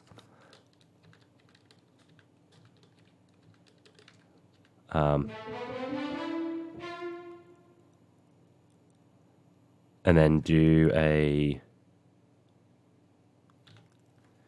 8 in the time of 6.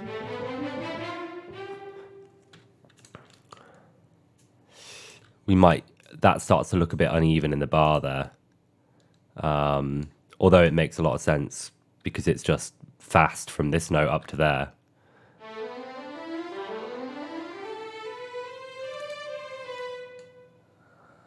You know what? Let's do...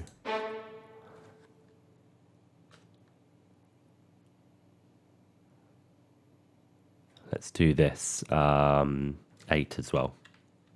So we'll go up to the A.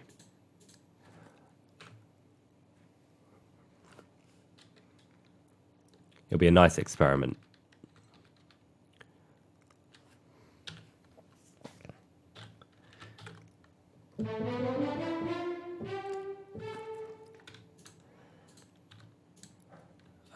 Cool. And then all of this. 4 seconds, jumping up there.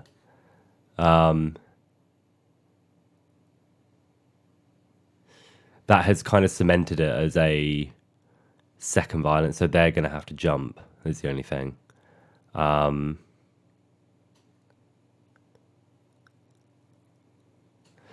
let's swap them around.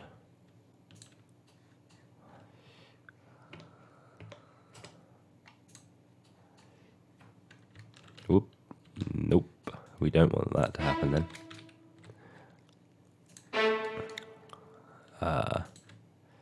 Let's swap these round. This is now going to have to go up the octave to make that make sense. It's a bit of a jump down from B.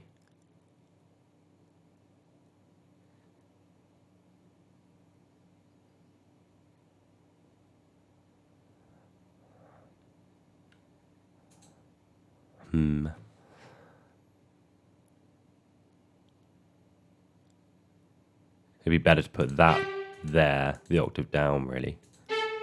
Maybe like, whoops. That.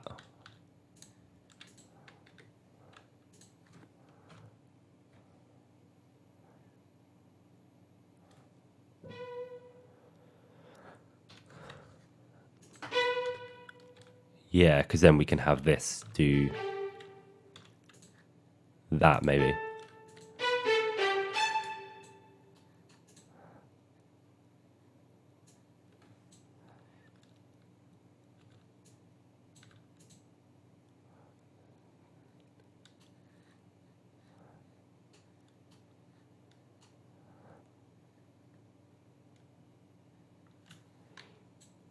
Might not need this. It's probably better to do something like that instead. This, I don't know, this open G's naff.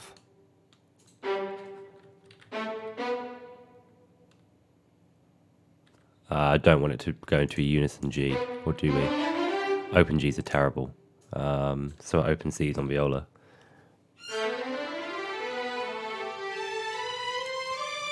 That's not good. Something like this, maybe.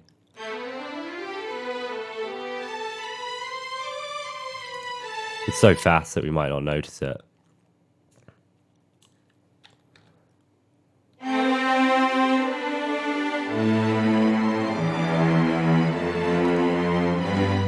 Yeah, let's do that.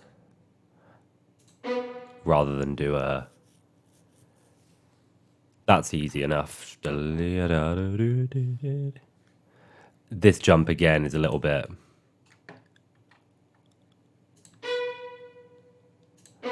You know what?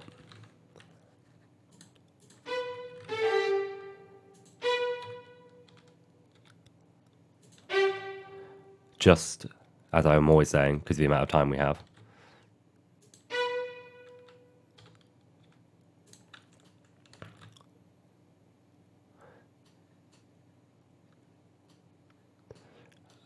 Great.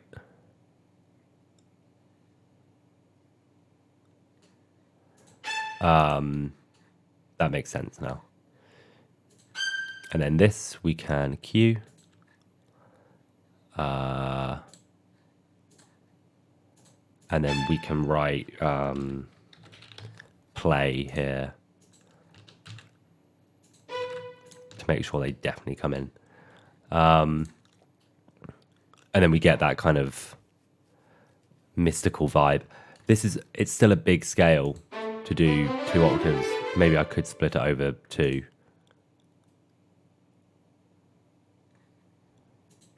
So have the first pickup here.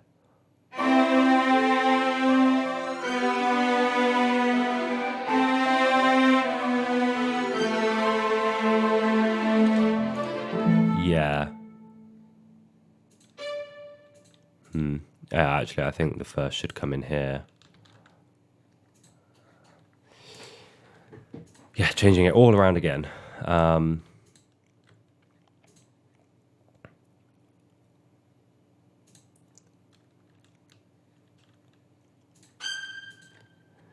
Put that one there.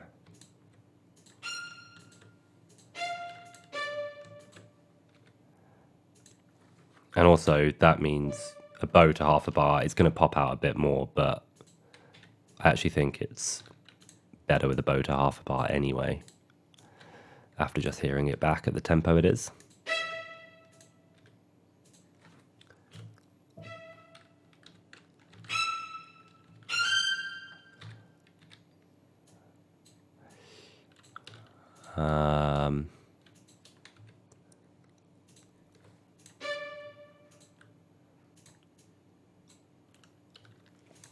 I mean, they've got to jump for, not a jump, but they've got to kind of reconfigure themselves to this top G. But top G is not that fast, not that high.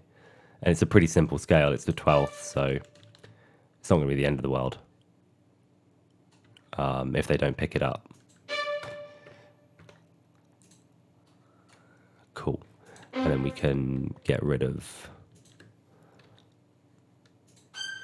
all of this nonsense, which is, again, with more time,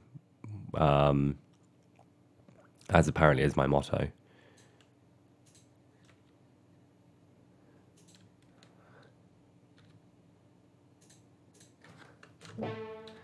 Could get through it, but queuing it safe. If we hear it the first time and we just know we're not going to get it, we can just be like, you know what, don't play any cues, off we go, let's do it again. And then at least we'll have a good cello viola part. And that's all that matters at the moment. We're kind of on the wrong foot now, aren't we? But that's actually worked out better, really, to put that there. Actually, let's just swap that round and put a top G up there.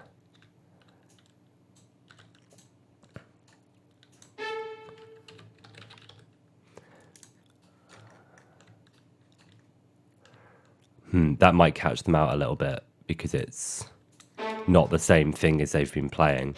Again, in an actual studio session, I'd probably write something underneath like a different pattern, or watch this scale, or an exclamation mark or something that draw their attention to it. To this, I don't really care.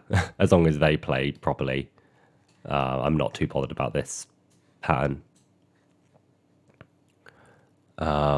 And I'm not changing it every time to match the chord. It's just staying this kind of blurry A minor-y thing. We can do that because there's no D majors like the rest of it. So there's no F sharps that we have to worry about. And it'll be sunk right back in the mix. We might even stripe this and take this separately if we have the time. But it'll be an interesting experiment to see how it goes. So let's keep it in, and we can all find out how they cope with it.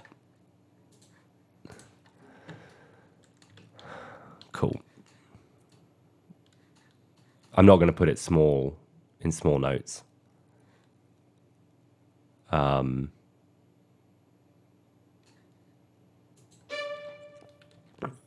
That makes it look a bit more like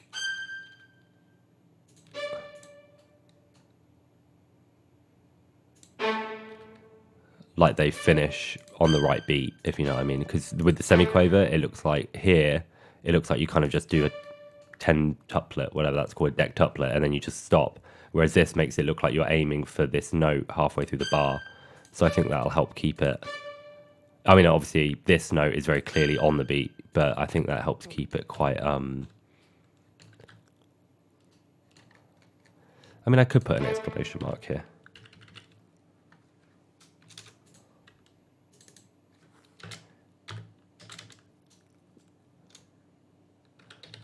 So I could do that, or that's what I do in a normal session, 8, not 10 or something. I mean, that's really pedantic. Only if we had like no time in a London studio and it was like first, second time run through.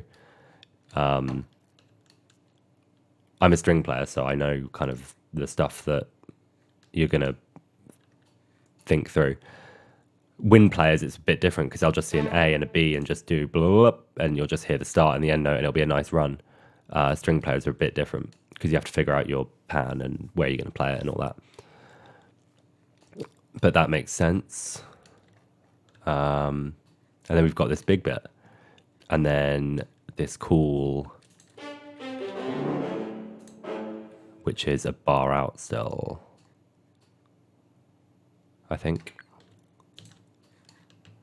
I mean, it's supposed to be doing, yeah, the same as the cello. Obviously, it goes too low, but we can sort that out. And the cello part is quite, I mean, it's slow, relatively.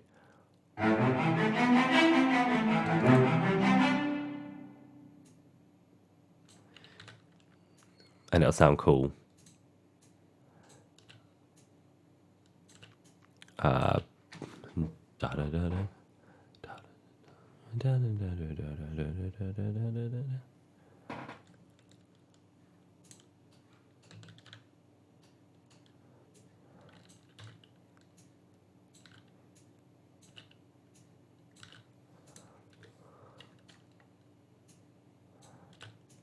Again, we could get fancy and have the viola's bow like over the bar and stuff, and I don't want to get too into it. These aren't usual arpeggios because they've got the ninth in most of the time. Yes. So they're all. If I want to make it easier, but once you figured out the pattern, it's pretty easy. And it's so buried in the thing, it'll be fine.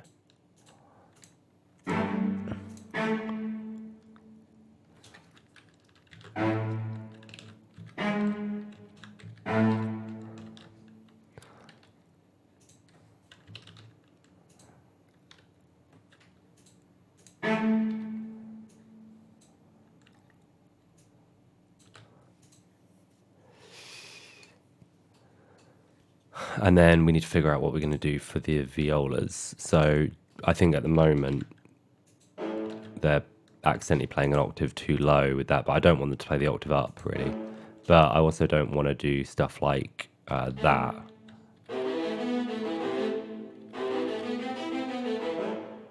The other option is to just knock them out for that, and they come in on an offbeat, but that's also not a very good option.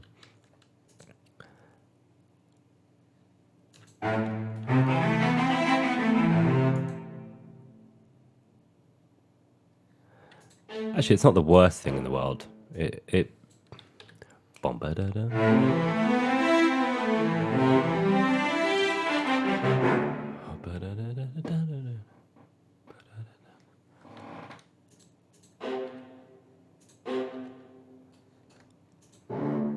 then it kind of falls apart.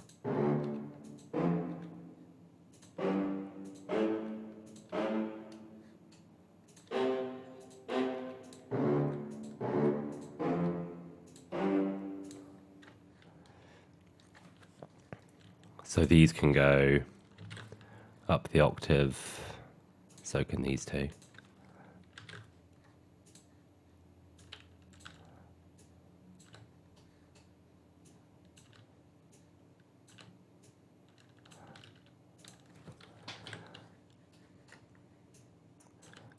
And yeah, I mean, it's not the most comfortable thing in the world to play, but it's...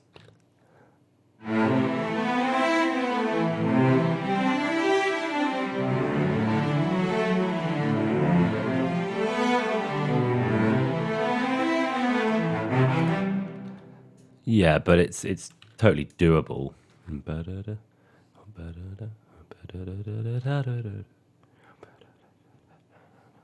It's kind of weird actually for the violas to finish here. To be honest, it might be just better to have all of them do all of it, just up the octave.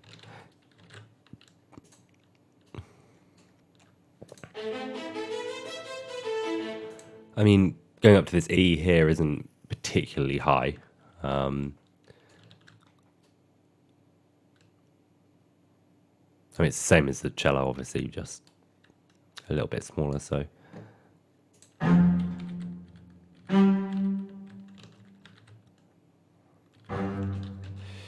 Ooh, I'm used to Spalius. That's not how you do it.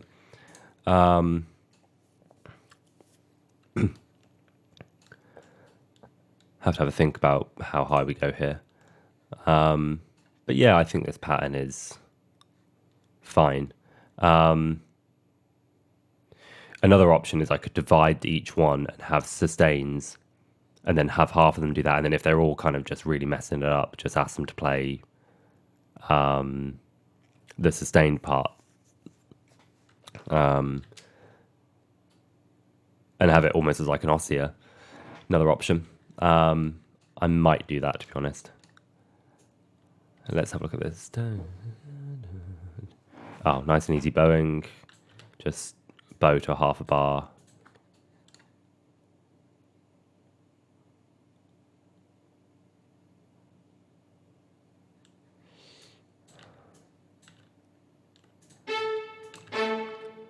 So,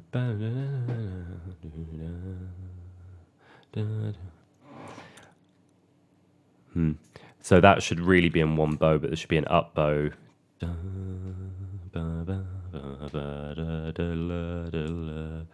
Just sort everything out for here.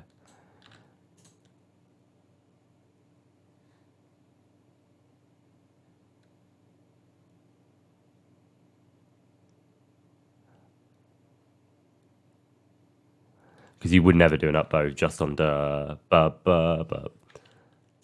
because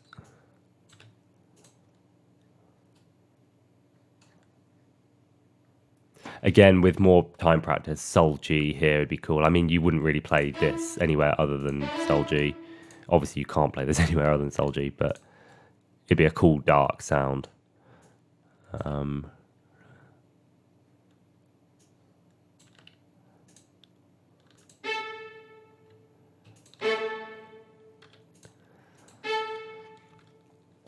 This should really be a quaver, not a tied semi-quaver. So is it O? Yeah. Cool. So this leap here is going to be not beautiful. It's only a sixth, but it's going to be cleaner if we did this.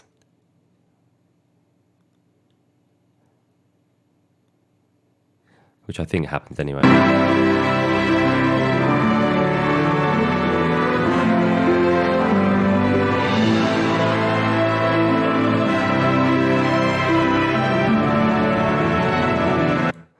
You can't really tell because the piano gives it the rhythm anyway, so that's fine.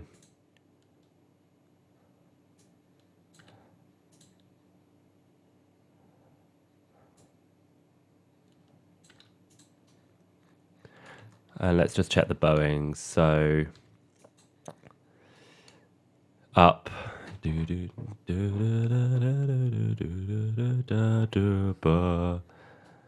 Yep.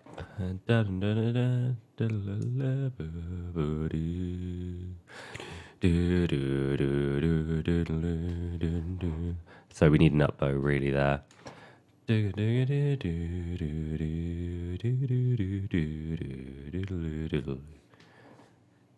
Could also go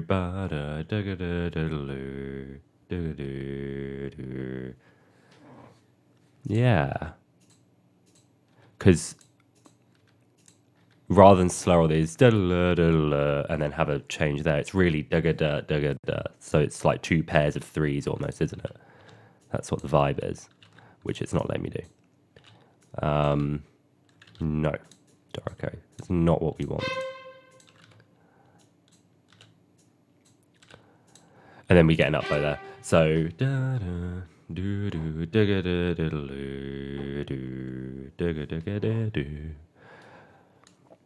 we go really high there. I mean,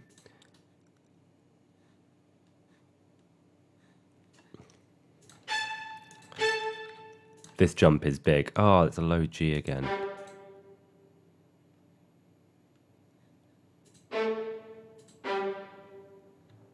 Might have to do that.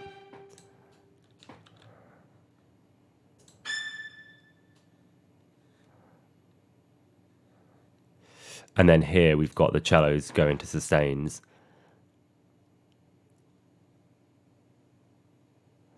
And by the looks of it, the violas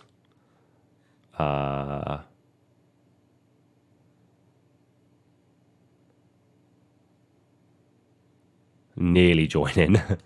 I think they do here. Oh, and the cellos do here as well. That's cool. I was going to say it'd be nice for the cellos to do it at some point.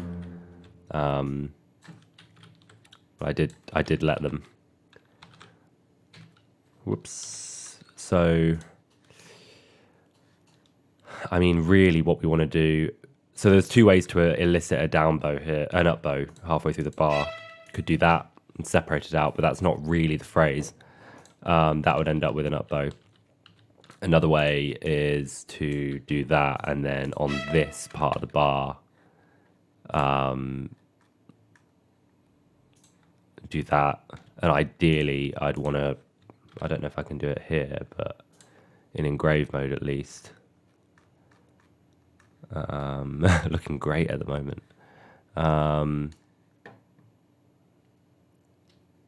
Can I put it in brackets?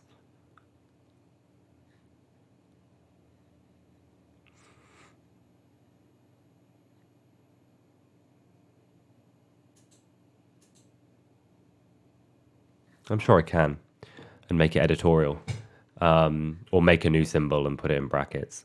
Because I don't like not having it in brackets because it's a bit, I guess, patronizing not to. I mean, they'll figure it out anyway that that's where they're going to do an up bow. It's just this way we save a bit of time, first time, with everyone doing it. I mean, it's not that big a deal because however they do it, it's going to end up right. And every single orchestration book tells you, yeah, don't put bowings in. And I definitely recommend don't, unless you're a string player.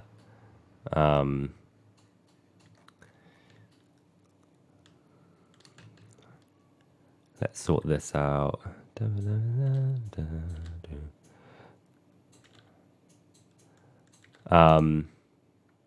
Don't need ledger lines for this, really. I mean, if we look at the part, it's going to look like a mess, but actually it's not doing too bad for itself. It's pretty clear that this is just that, an octave up. I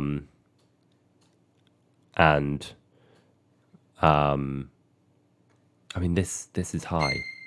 That's C. That's kind of the highest C you'll go. But I mean, I think it'll be worth it. It's not as strong as down here. But we could drop that, maybe. Oh, fed up of doing that. That's a shortcut.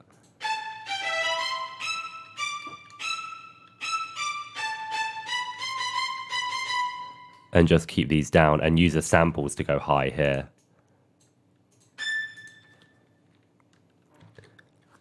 fact, I think that's probably what we'll do.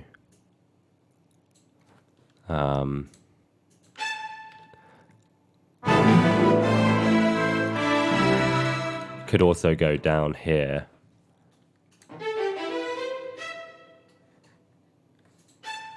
Makes more sense. And yeah, just use the samples.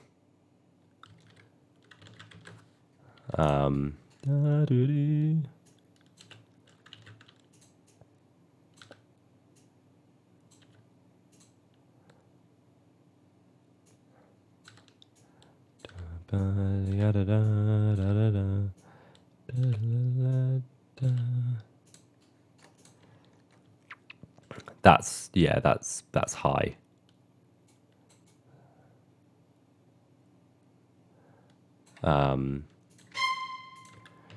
It's very high. It might be where tuning becomes an issue as well.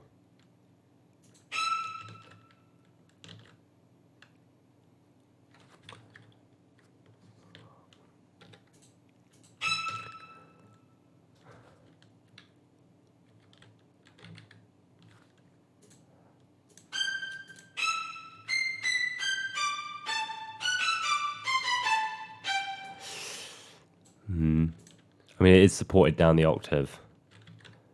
Down many octaves, actually. Because this will be across all of the string parts, I think. G. Yeah.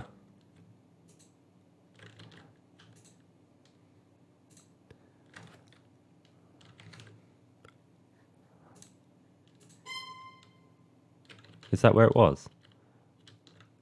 Yeah. I mean, no, we're not going to do that, but just for the sake of the violas need to stick together and not be pushed into the stratosphere.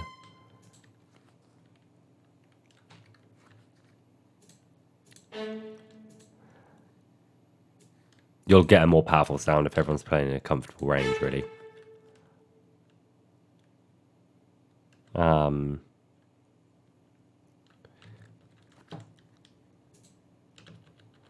Oh, I copied something into the bass part, annoying.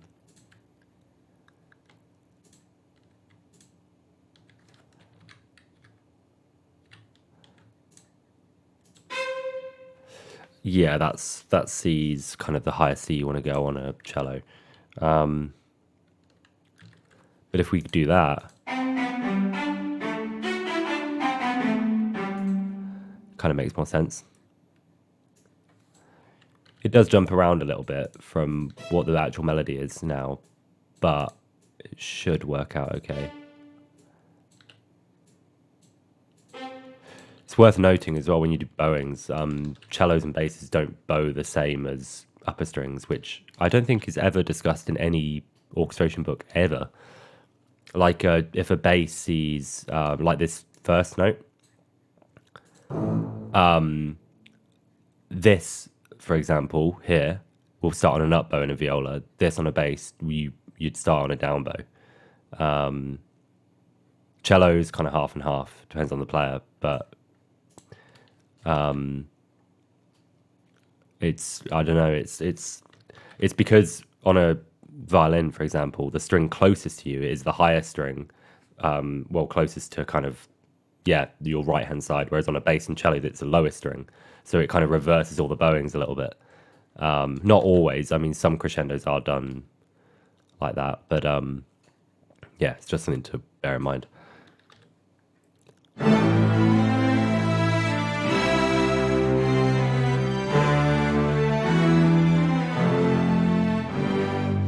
mean, this is going to be a lot more powerful if we don't go up there.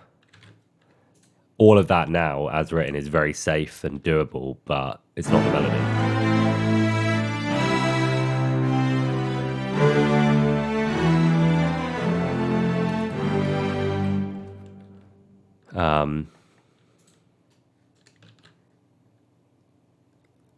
And with the amount of time we have, it's probably safer to put it down and use the samples, but that's going to sound very blurred if I put it all the way up there. Oh, are we in? Not in Galley. Oh yeah, of course. But yeah, let's put it like that for now. And then right, let's have a look at. I mean, if we're doing that, actually, I can put this down the octave. Ooh, I don't want that one though. Let's make a chord actually. So I don't like the open G.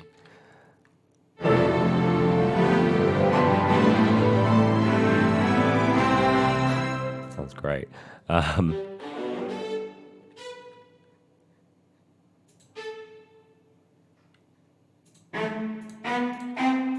Right, this is the same. Let's just have a listen.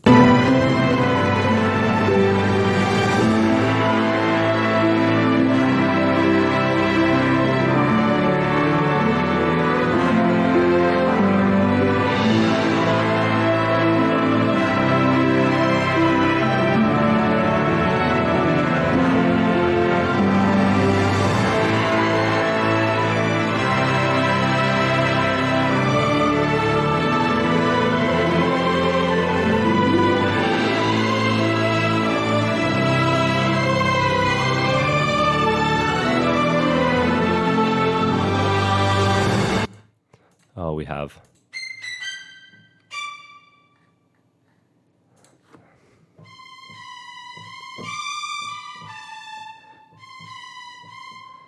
Yeah, it actually changes.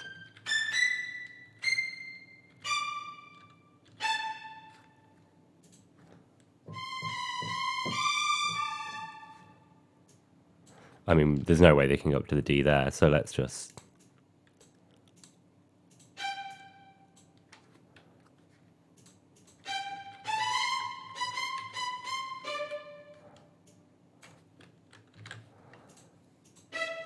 put it there.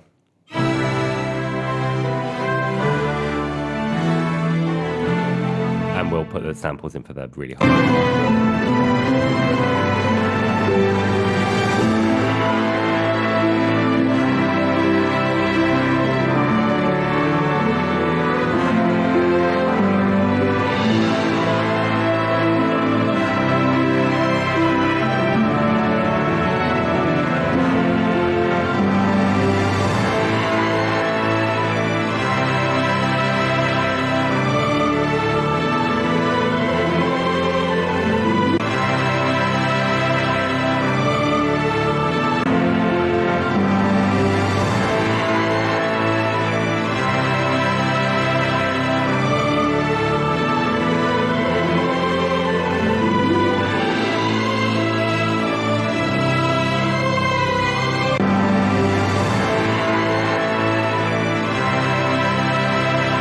There's something really up with that because the horns don't come in.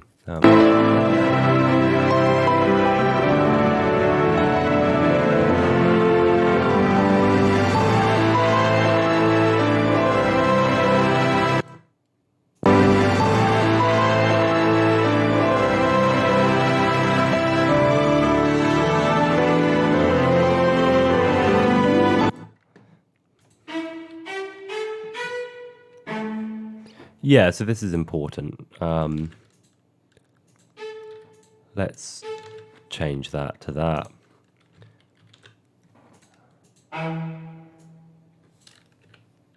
That's better. Not sure about that low G. Don't know how that got in there. So we've apparently got this low cello part. It's just kind of doing the same thing. That's fine. We can get rid of this now. What's this? This is tremolo. Yeah, I don't need that either. It's just for the mock-up.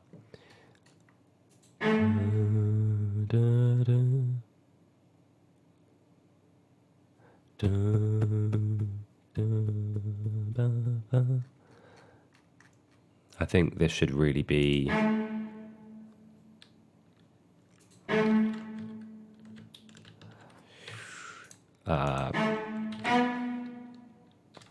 a quaver kind of thing.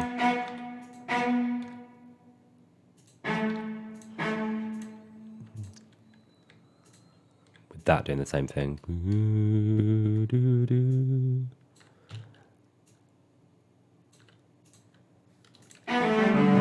They can play that as an open string, so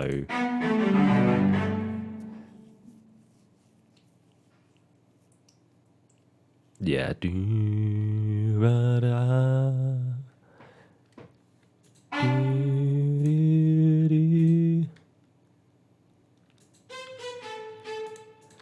And then this is just matching this, but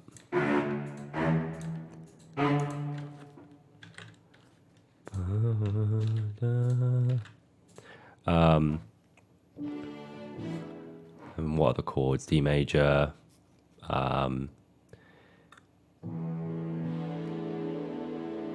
D major over E.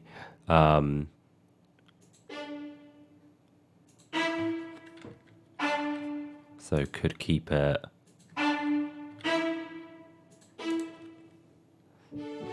F sharp maybe.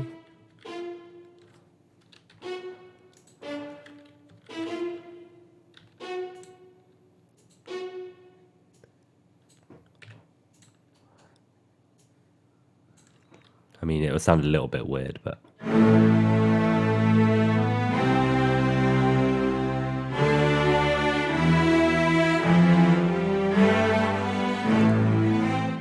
that means I can start to get rid of some of this low stuff. Let's drop this and start thinking about a good way of voicing this. One of the strongest ways is in tenths.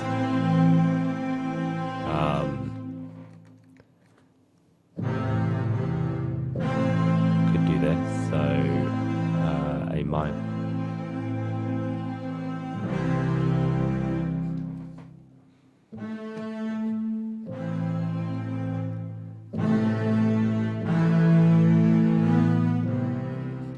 Yeah, I like that. So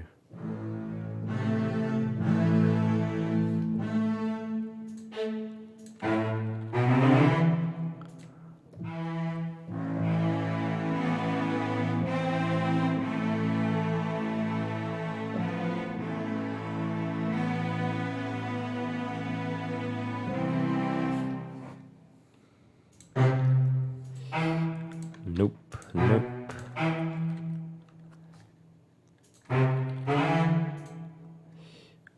Cool, and then that chord is this. There's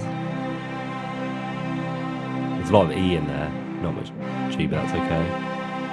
And then can go to D.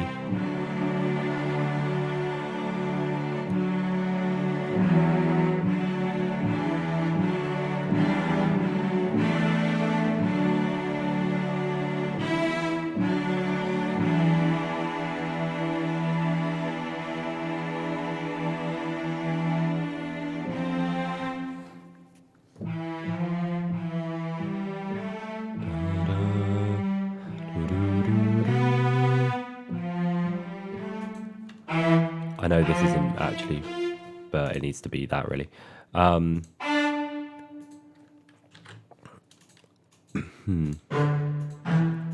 So we've got this C major, and then it goes to D major, which is cool. And then D. It could stay there.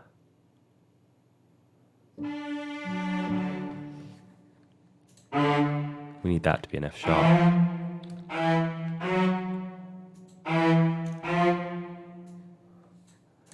I mean, this is proper fortissimo material.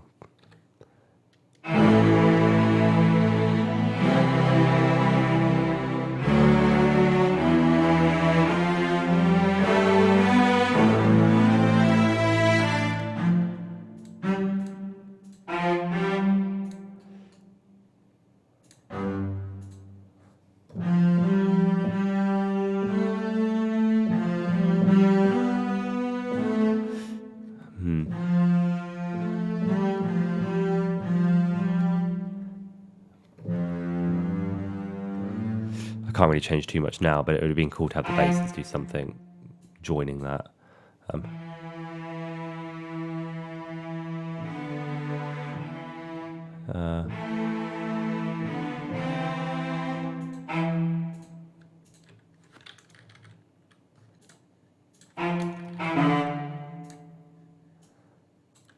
Could do this.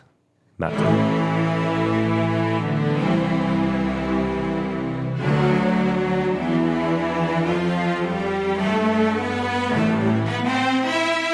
It's interesting because we've got this D hanging on here. Probably should change it to an E, just to be consistent. This will probably be already BFF, but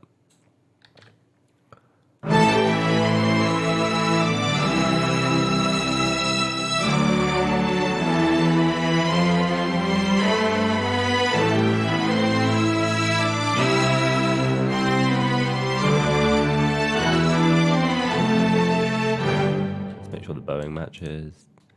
Da, da, da, da, da, da, do, do, do, do, do, do. Yeah, that all works out. So they're on a down bow here. And then do we divide the basses here maybe?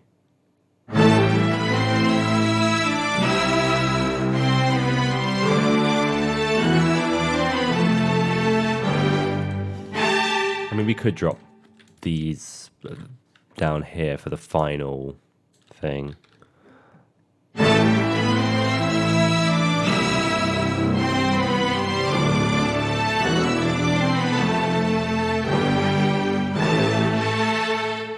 I'm not a big fan of using basses on their extension most of the time. I find it just a little bit impractical a lot of the time, and you get this huge distance. Like the cello's here and our lowest bass note's here, which is like a third and 2 octaves, so you kind of get this huge gap in the middle. Luckily here we have the piano that kind of fills it in, but I don't know, it's not always the best option. Luckily here, A string to open C, super easy. Actually, no, they're in Budapest, so they'll be using 5 strings. So A string to first finger on C, easy. And then 3, open, 1, 4, open, it's fine. There are some trems in here, and then the finished thing. What I'll probably do is wrap up the strings, well, as much as I can without looking what's going on in the earlier part here and in the accompaniment, because there's something not right there. And then come back to the harp and all the rest of the orchestra in the second part tomorrow. I am taking it a lot slower than I'd usually do it, just to kind of talk through everything. This last bit I might just power through though, and get it done. So let's have a listen.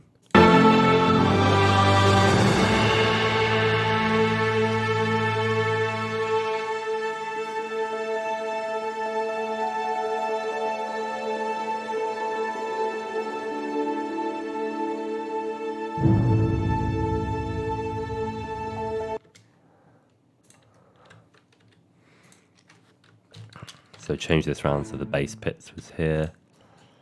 Not a big fan of LV cymbals on pits usually, but here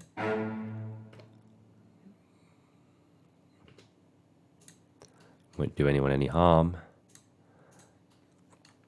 I'm not doing dynamics until I do the full orchestra as well, because then I know the full scope of the dynamics, so I know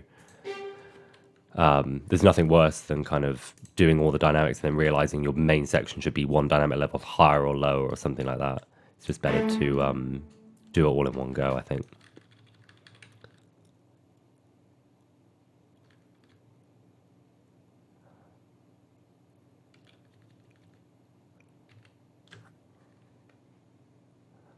Whoops, I held it for too long.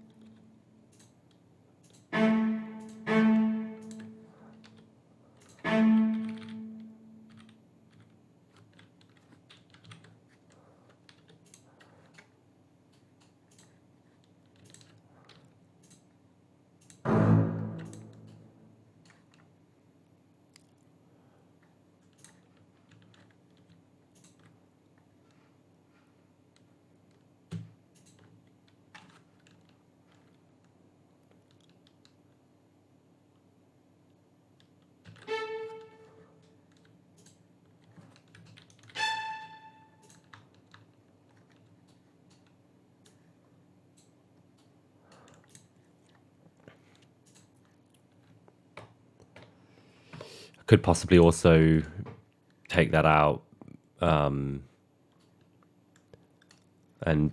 divide the section, because there's now 40 people. Well, minus space, it's 36 people playing now. That's a lot of people for a soft bit, but I don't think it's the end of the world.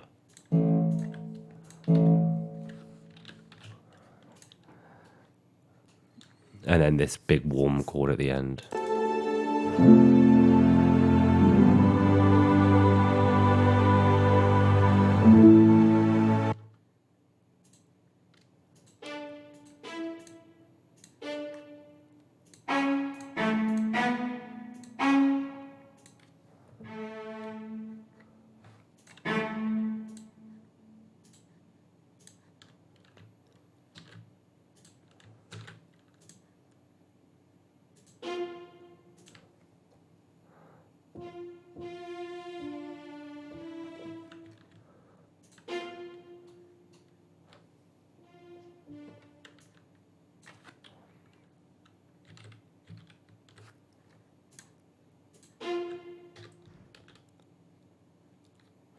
Definitely don't want that. We want this.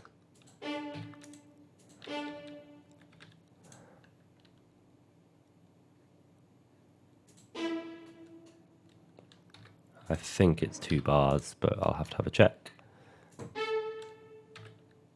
That looks silly as well.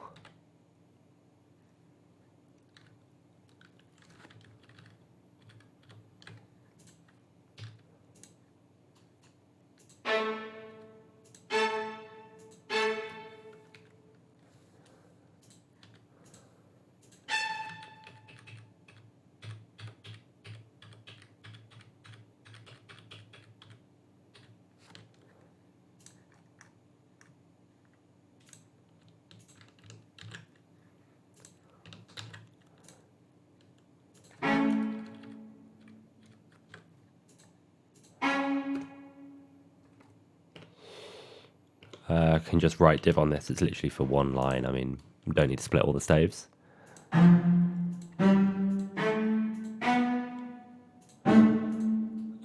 Could have that divided.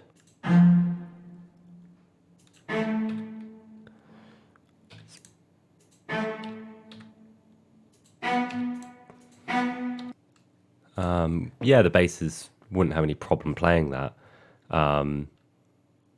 But I mean, they're playing that same pitch anyway, so we might as well just divide the cellos sooner rather than later. And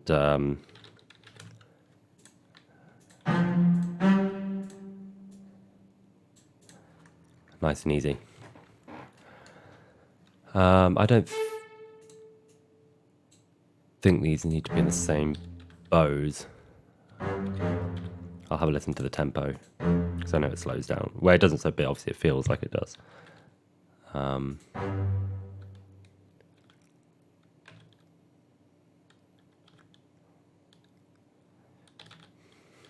Whoops. What is going on?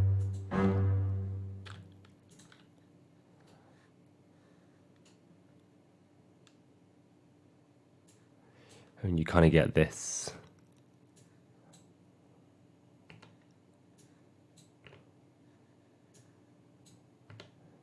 thing going on.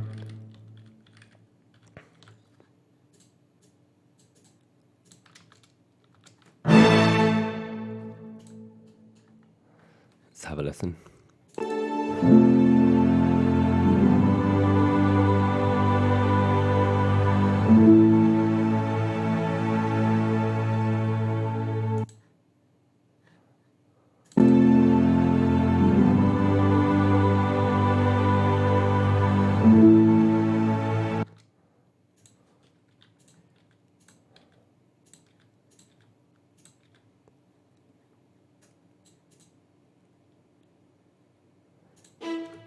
More actually like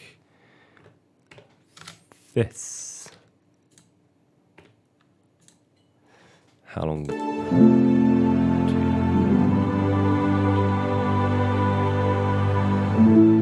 Now, the only thing is it actually sounds like this goes on for a lot shorter than this other one.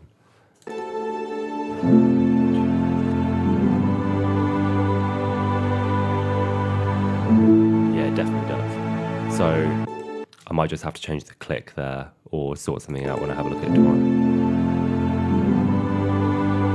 So I think it might be...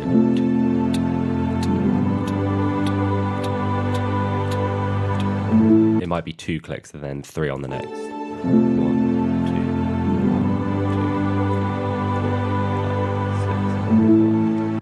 Yeah.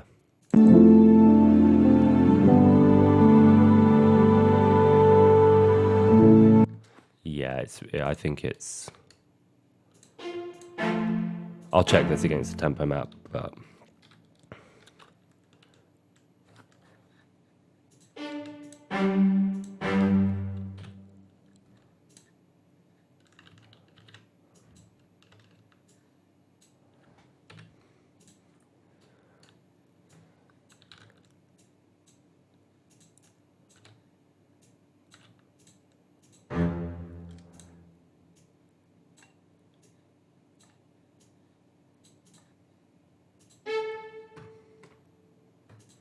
I'll sort all the dynamics there, but the way dynamics work in Dorico annoys me, so...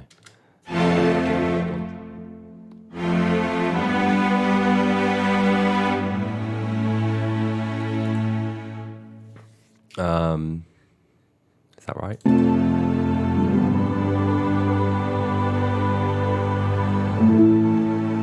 I might have to sort something else like that. Something less weird. And this whole section here definitely feels like less players than I have playing. So let's take out...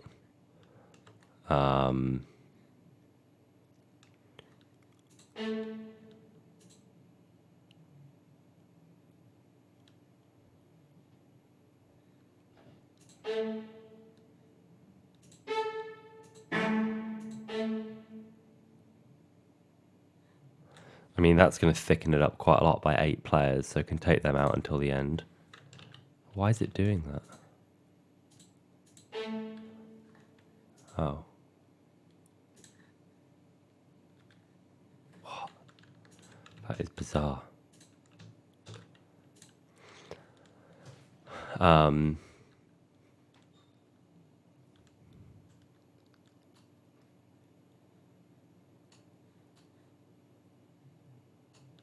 Could even have these divided, have 6 on each. Actually, that's okay. 22 people can still play pretty softly. And then the violas here kind of give it the weight. Cool.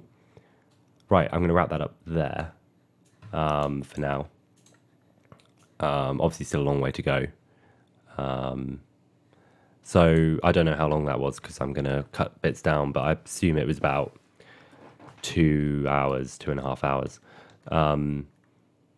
The other bit is probably going to take about the same. So in real life, this cue would probably take me about 2 hours, 2.5 for the whole thing without me messing about and talking about stuff.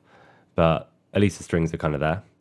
And yeah, the piano's in. Just need to do the harp properly, and then everything else is just for the score. Cool. Let's leave it there and come back to it tomorrow.